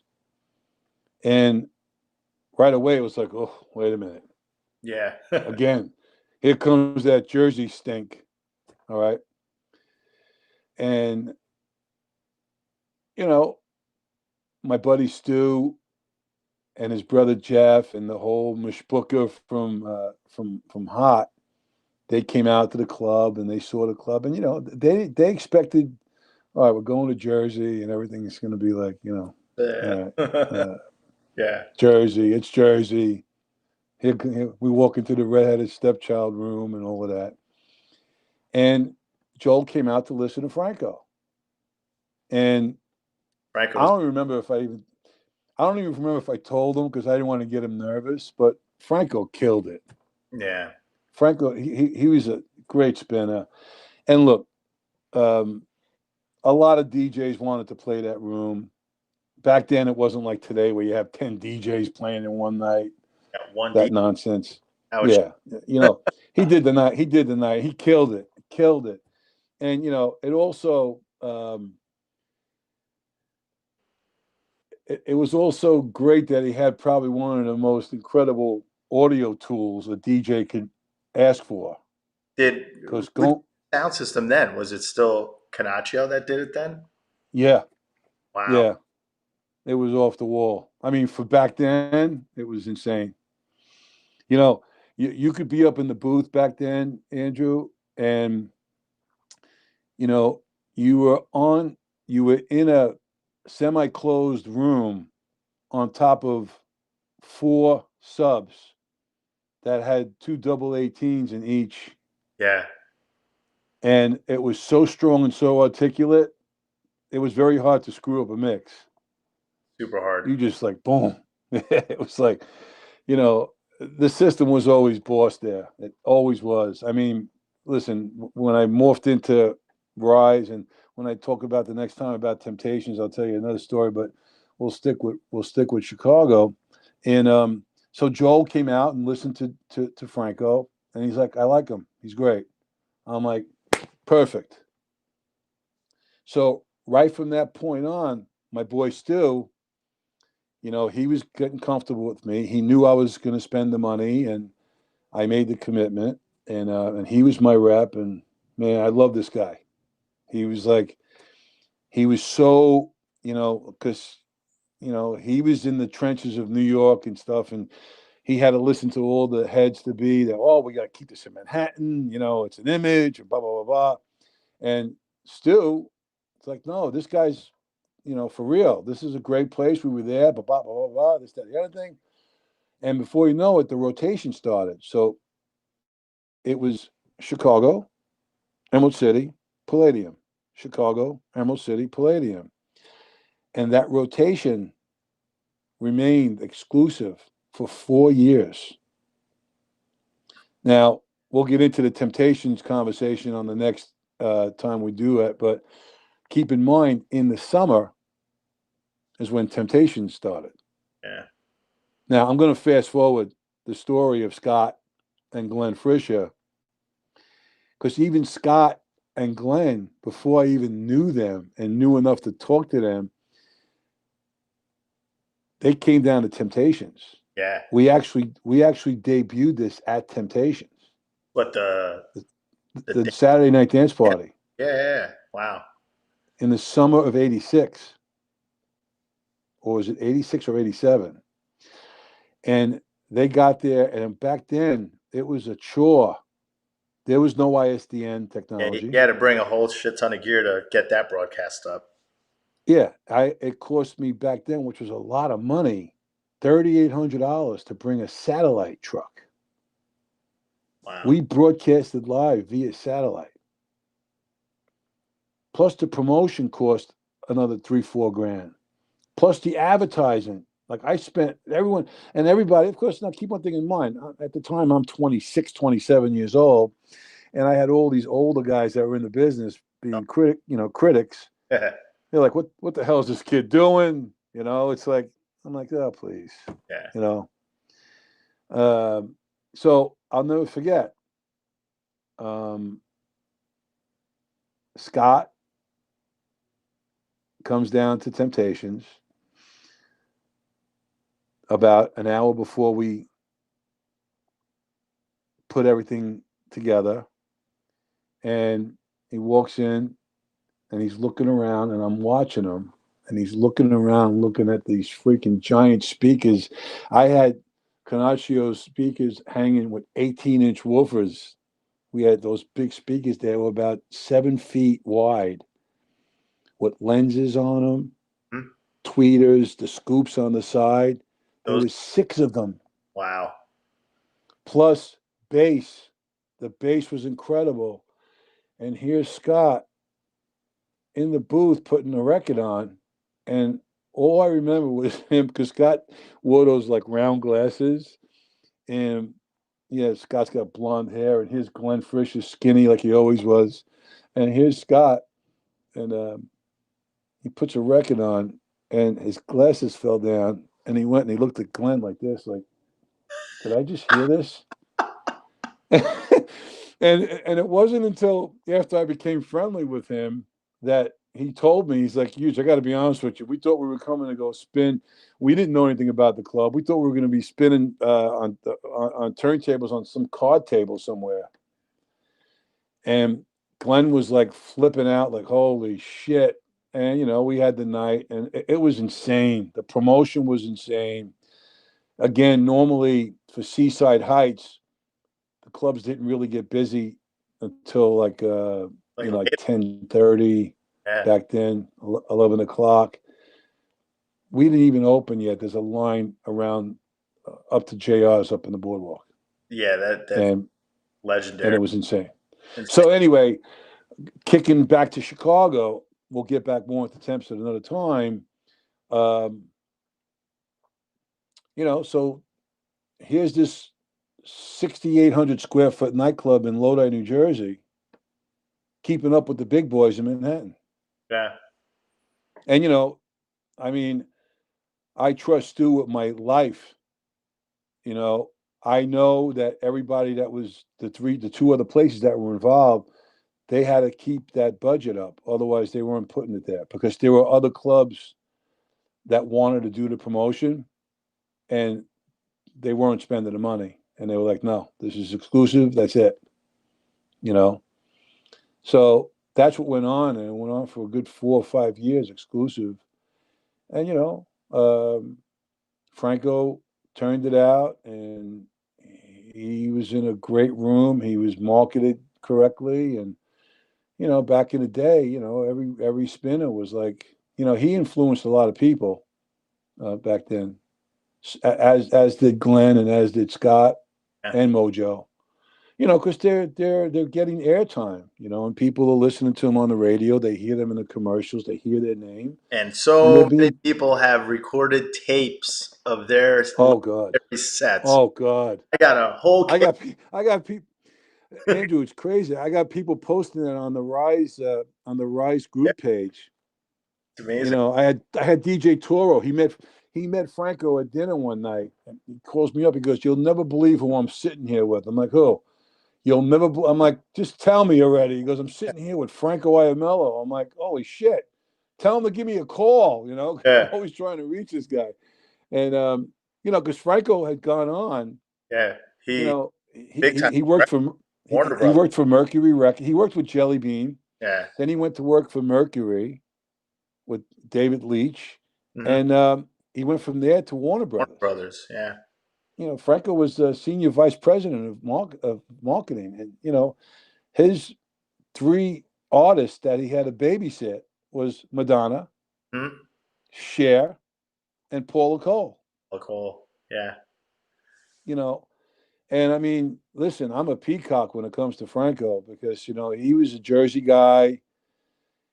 Again, everything gets stuff from Manhattan or New York because of the 212 area code seems to always get more attention. Well, here's this guy, born and raised, an Italian kid from Newark, who was introduced to me by a customer named Kathy Drake a while back, that went on to be a champion with the record label business and senior VP, and doing really, really well. Well, of course, that business has changed now, and that business is destroyed right now, which is another topic for another time. Yeah. But and Franco worked by me for 12 years. Think about that. Long stretch. He was one of the guys, man, that paved the way. You had a lot of DJs spin at Chicago. But Andrew, if you remember, he was there when I changed the name to Soundgarden. Yeah.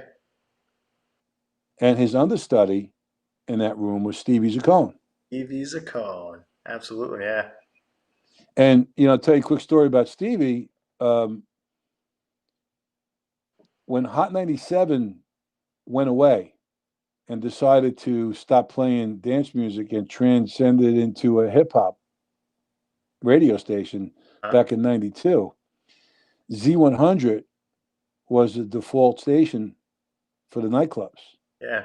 It was it was an odd time. Yeah. And Stevie was Franco's understudy, and at the time, Tom Poleman, again introduced to me by Stu Denitz. I'm shouting you out big time out there, Stu, tonight. What's up, Stu? He had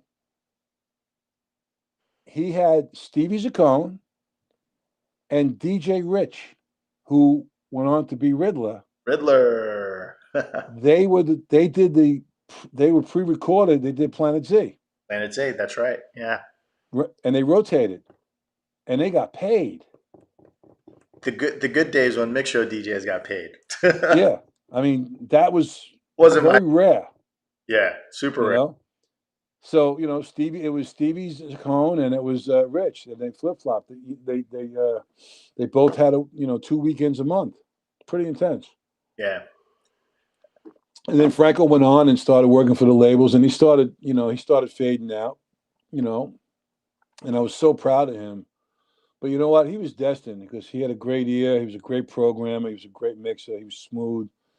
He had a great attitude. He had a work ethic like you'd never seen. Like Franco, he used to work during the day. I always tell the story about him. He would come and work for me during the day in the club.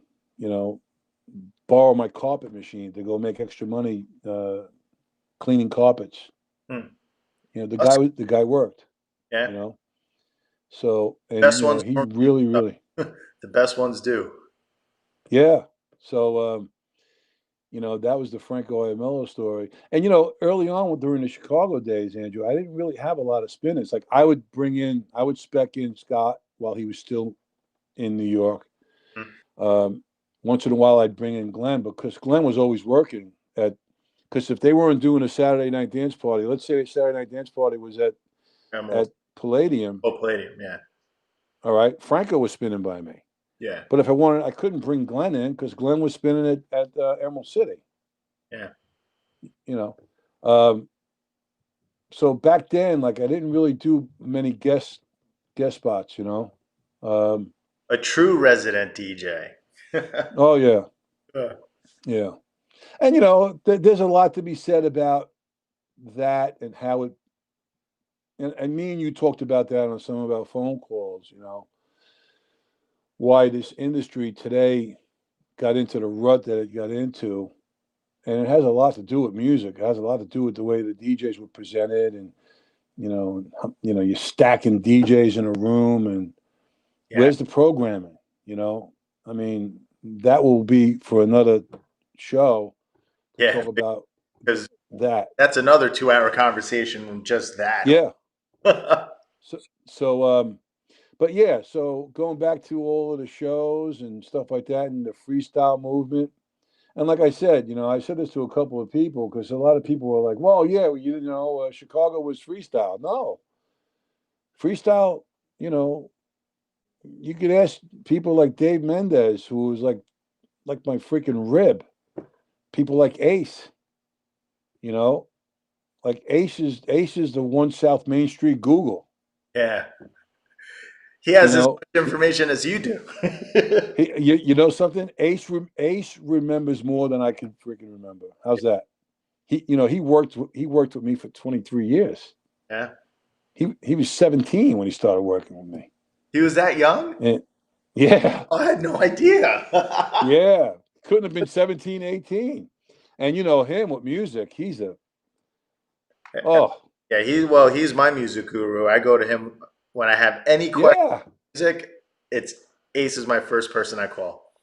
And you want to know something? It's so funny because I always used to kid around with Dave talking about Ace behind his back, but it was all good and fun because we love him to death. When you sit there and you talk to Ace about a song or a record, he's like, I had that 3 months ago. Yeah. That song 6 months old. He was like, holy shit. Yeah. You talk about somebody that was dialed in. It was him. And so, but yeah, you know, it wasn't a freestyle room. We did have all the freestyle artists. There were a lot of freestyle artists that didn't play there because they really didn't make the cut. Oh. You know, I didn't just put everybody in there because you got to remember when freestyle came in, we had, you had George, you had TKA. I mean, I go back to when La India was in TKA. I mean, you know that, right? Yeah.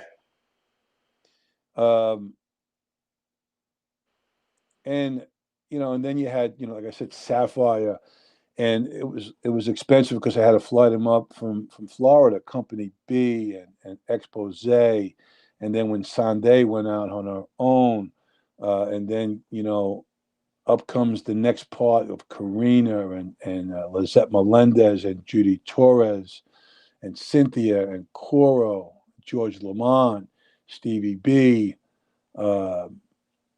But while all of that was happening strong, I still had the house music artist. Like, for example, remember that record that Mark Anthony did when Mark Anthony first came out? I can't think of it right now. No, I don't. A lot of people don't That's bad remember this. DJing on my part. I can't believe I don't know this. But, I mean, if you Google it, and I forget the name of the song, it was like, da, da, da, da, da, da, something like that. That was Mark Anthony. I had Mark Anthony at Chicago with that. He was a freestyle artist. Hold on, let me call Ace. Maybe he knows. Oh yeah, I guarantee you he knows. Oh wait, hold on. I guarantee. DJ Jeff Copenhagen said, "Ride to the rhythm." Mike There Cruz. you go. Mike Cruz, right? Yeah, right on the rhythm. What's up, Mike Cruz? How you doing, Jeff? What's up, guys? I had. How you doing, Mike? I had Mark Anthony. That's before Mark Anthony became the salsa guy. Mm-hmm. And there was some house music stuff that was penetrating the market. Like I remember back in the freestyle era, I was testing this stuff. I had Maurice, I had Doug Lazy a couple of times. Doug Lazy was a DJ. Was he? He came in. Yeah, he came and did a track show. Let It Roll, Let It Roll. What were his two songs? Jeff Capel's on. He's another a music Google guy. Yeah. He might even be surpassed Ace. That's right. All right, Jeff. Now I'm going to be hitting you up now too. Yeah, and then you had and this started intertwining in the late '80s. You had Marshall Jefferson. Yeah. Gotta have house music. It was pretty crazy. And so again, why do I keep coming back to that? It wasn't just freestyle. It wasn't. Freestyle was probably 25% of all the artists that played there from 81 to 91. And then, when the 90s came, when Hot 97 was transitioning and becoming a hip hop station, it was a challenge. And like I talked about earlier today with the challenges of COVID-19, how these nightclub owners and restaurant owners have to be like Peyton Manning. You want to talk about calling audibles to try to figure out where the hell the music was going. As the late 80s, 89, 90, when the early 90s came in, you started having Crystal Waters come about and everything, but the girl. And, I think it was like 91, 92 when, artists like Ultra Nate came out and Amber and stuff from that genre. That was like... was that still Chicago's at that time, or did it transition into Soundgarden? It transitioned into Soundgarden in 1997. Wow. All right. I didn't know that. Yeah. early 90s, you know, you had CeCe Peniston, you had Robin S., Yeah, Robin S. you know, Show Me Love. That stuff came out, and during that time, that was like that was a whole next wave, you know. Hmm. The Soundgarden era was 97, 98, and that's when all that freaking underground stuff came on, that all that music, and the Temptations, that, when I had Soul Temptations in 98, Denny attacked the market. You had people surfacing like Louis DeVito Uh-huh. with the New York City Underground Party CD. Yeah, That's another, because I mean we're approaching some time here. I think we're on for, God, yeah. how long are we on here? I We don't know how much longer we could hold people, but I'll tell you that there's a serious backstory behind Louis DeVito, Mhm. and what he created, and so that was for the late '90s Yeah. when it was Soundgarden, and Temptations. Um, Jesus Christ, Andrews, there's just so much to cover here. But you know You what? I know, think we covered a whole hell of a lot. I mean, we've been on for yeah, coming up on 2 hours now. We got the yeah. soapbox. We got uh, Soap Factory. soap factory. I'm sorry, I'm like soapbox. This is soap factory. We got Chicago's in there. We got all the acts, all the amazing things that started you. I had no idea that you played college ball at Willie P. By the way, I had no idea. That's pretty awesome. I Yeah, played quarterback against Willie P. I went to school at Jersey City State, and we always yeah. play Willie We P. we we we played Jersey City State. That was a conference. We played Montclair. We played Trenton State, which is now TCNJ. Yeah. Glassboro, which is now Rowan. Hmm. Keene was always Keene, I think. Montclair. Yeah. Great. I had no idea you played football. That's something you and I. Yeah. My freshman, sophomore, and junior year, I played against a guy that was from Nutley, New Jersey, that went on. He was a year or two ahead of me, that went and played for the Jets for a couple of years. His name was Mario Benameo, Italian guy. He was fast, he was big, and he went and played for the Jets. And I started developing strong as a sophomore, and I had my way with this guy. Yeah. And so I had some aspiration of becoming an offensive lineman in NFL, but I really wasn't fast enough, and I didn't have the skills. I did work, and I did hire two guys back in the soap factory days, that went on to become an All-Pro, a guy named Fred Schmerlis that played for the Buffalo Bills. Uh-huh. He was an All-Pro for 12 years. And he went to Boston College, and his buddy, who was from East Rutherford, John Schmetting, he was an offensive guard, 6'6", Wow. 285 pounds. Because like Boston College back in the day was known for having Big line. a lineman bigger than the NFL. Yeah. They always had you, and John was there, and I hired them to work for me as security at the soap factory back in the late '70s. And we were in the same graduating class, and they both got drafted. Wow. Yeah. Dave Yeah. Mendez says that you're a pretty good basketball player too. Let me tell you something. Dave Mendez is the basketball player. All right. Dave is my brother. Okay. Dave is 6'7", Yeah. and he played basketball for Garfield. And Dave, you want to talk about an instant relationship. When he started working by me, he reminded me of my childhood friend. And you know something? I don't even think I ever told him this, especially his style of playing basketball.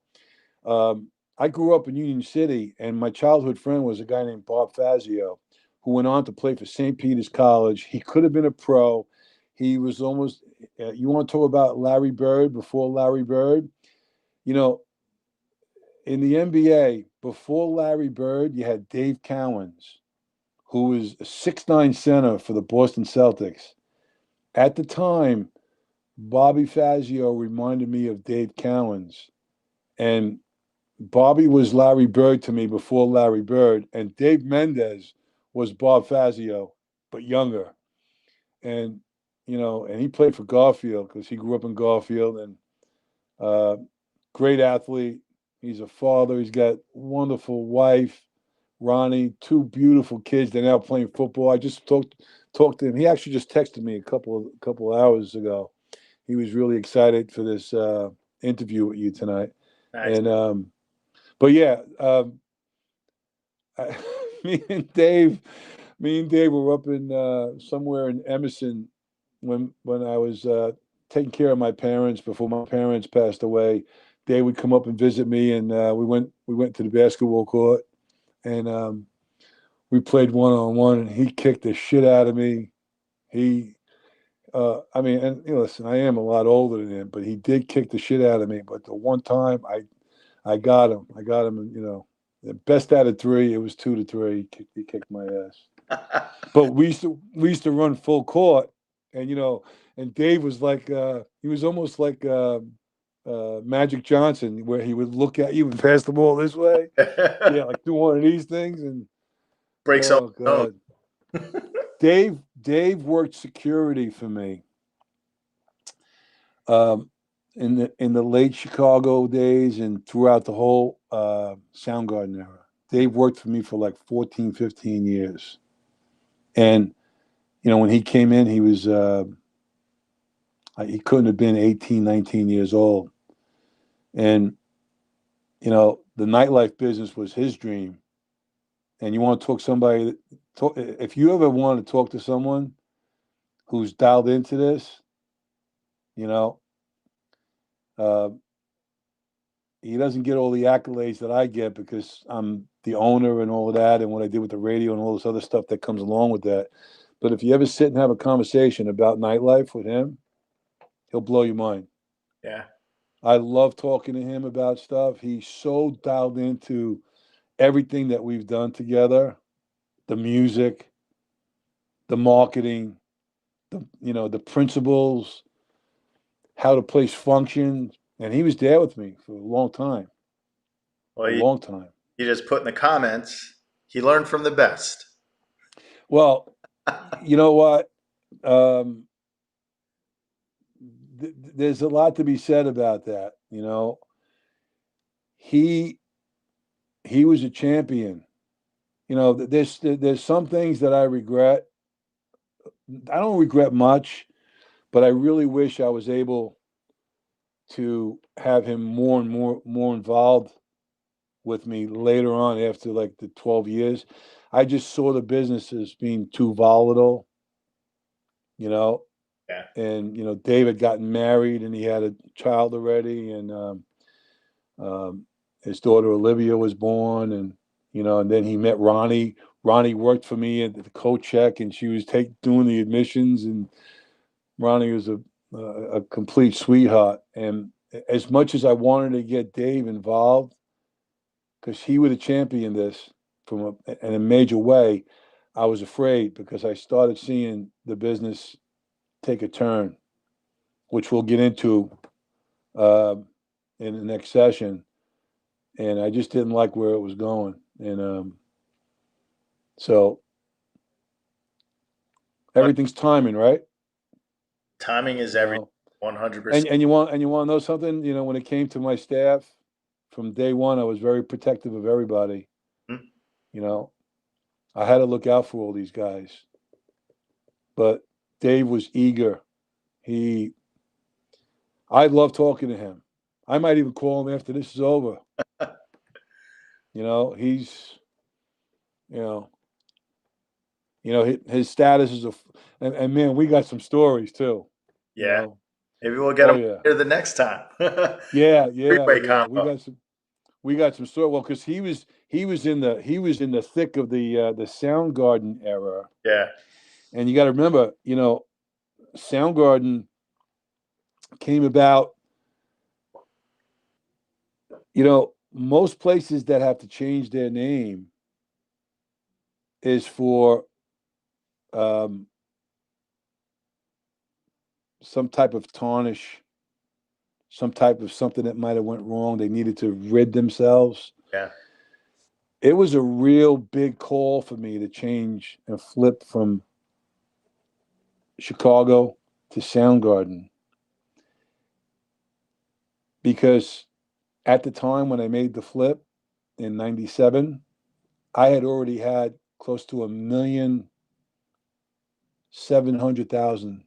1,700,000 in advertising spent on Hot 97. 7, yeah. And, you know, 1,700,000 gets you a lot of frequency and a lot of impressions. But what started happening was shit was changing. You know, Tuesday night started having a rough time because of the New York scene. I couldn't do a back-to-back dance night on a Friday and Saturday any longer. Friday became a tug.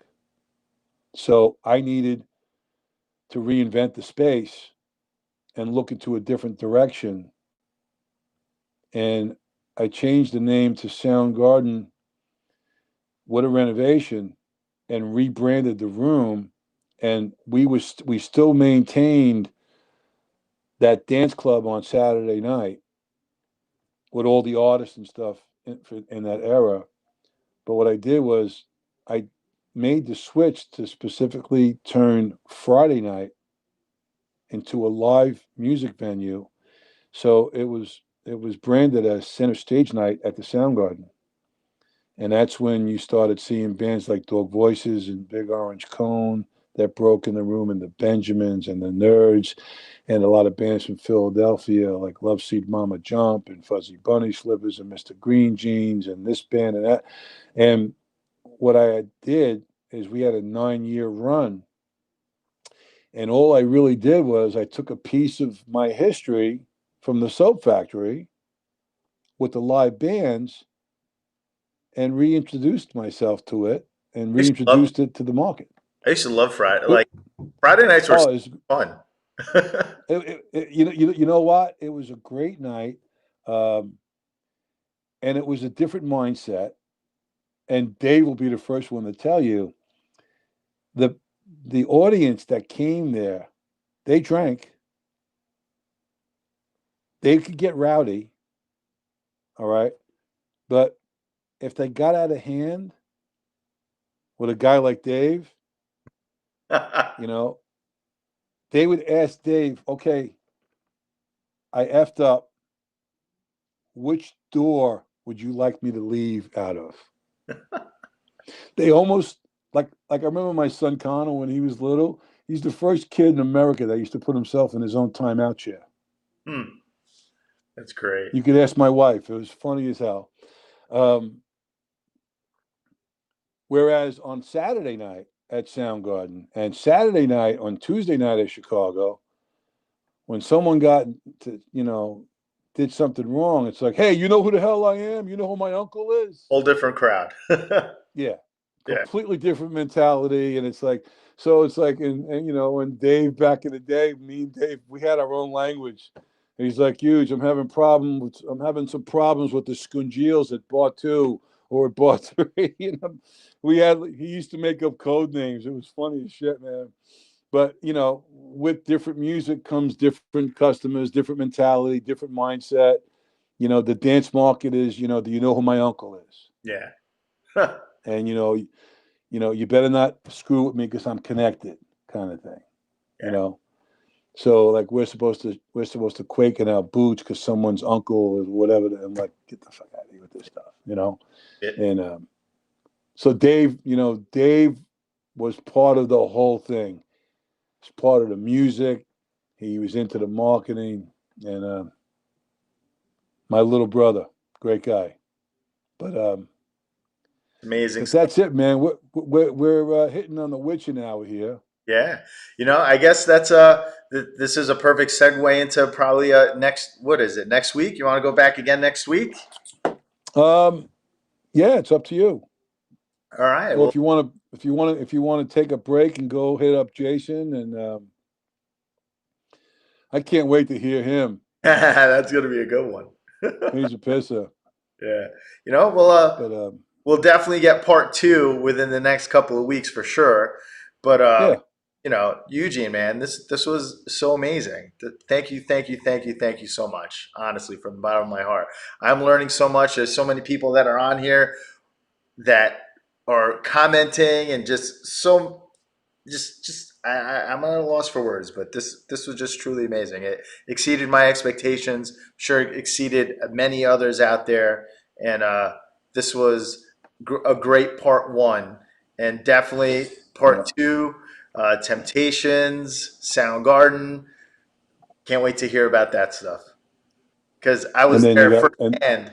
Uh, yeah, that was when I started coming to your club, though, during those years. So um, definitely, it's going to be great. And I just and want, then we got the Rise era, and then there's so many things that how the radio intertwined.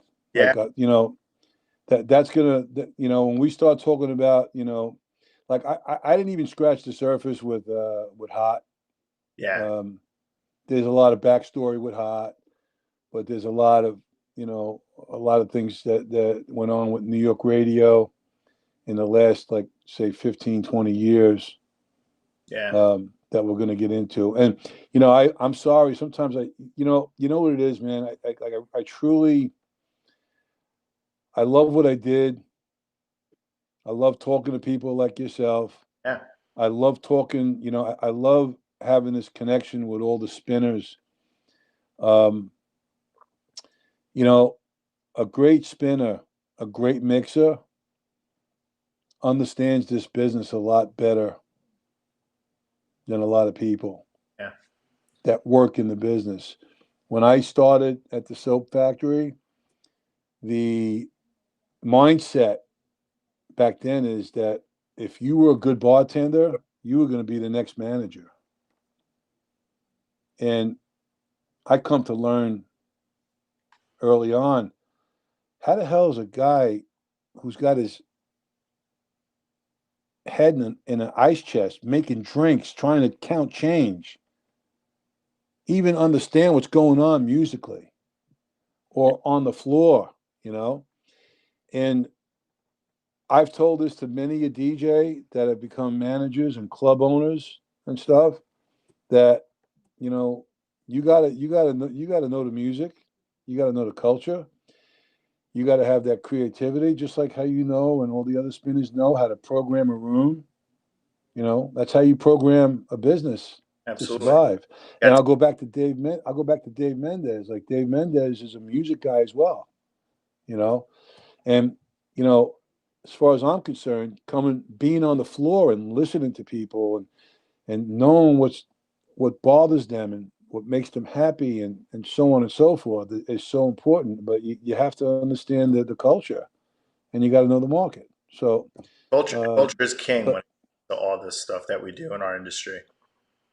yeah, and like and I have a special connection with all you guys that spun, um, and all the guys that played music. And even if you didn't work for me, I often said to so many people, like, I'm sorry I couldn't have own more spaces to have everybody work for me, Yeah, which is impossible, because you know what?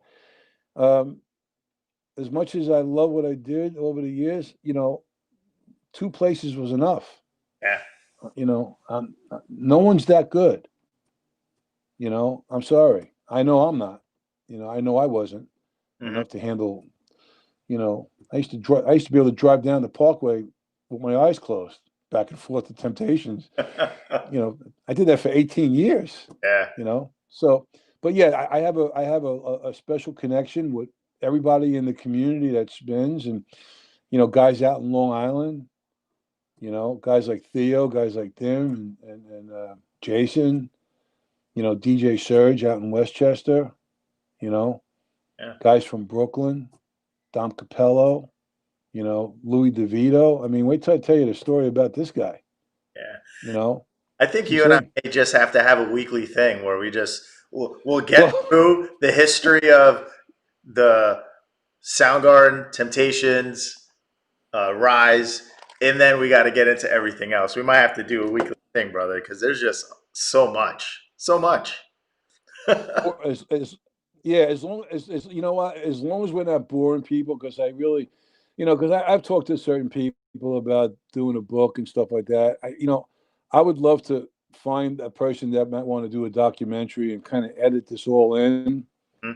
It's tough. It's so much. Like, you experience when you're around a long time in this, you experience so much.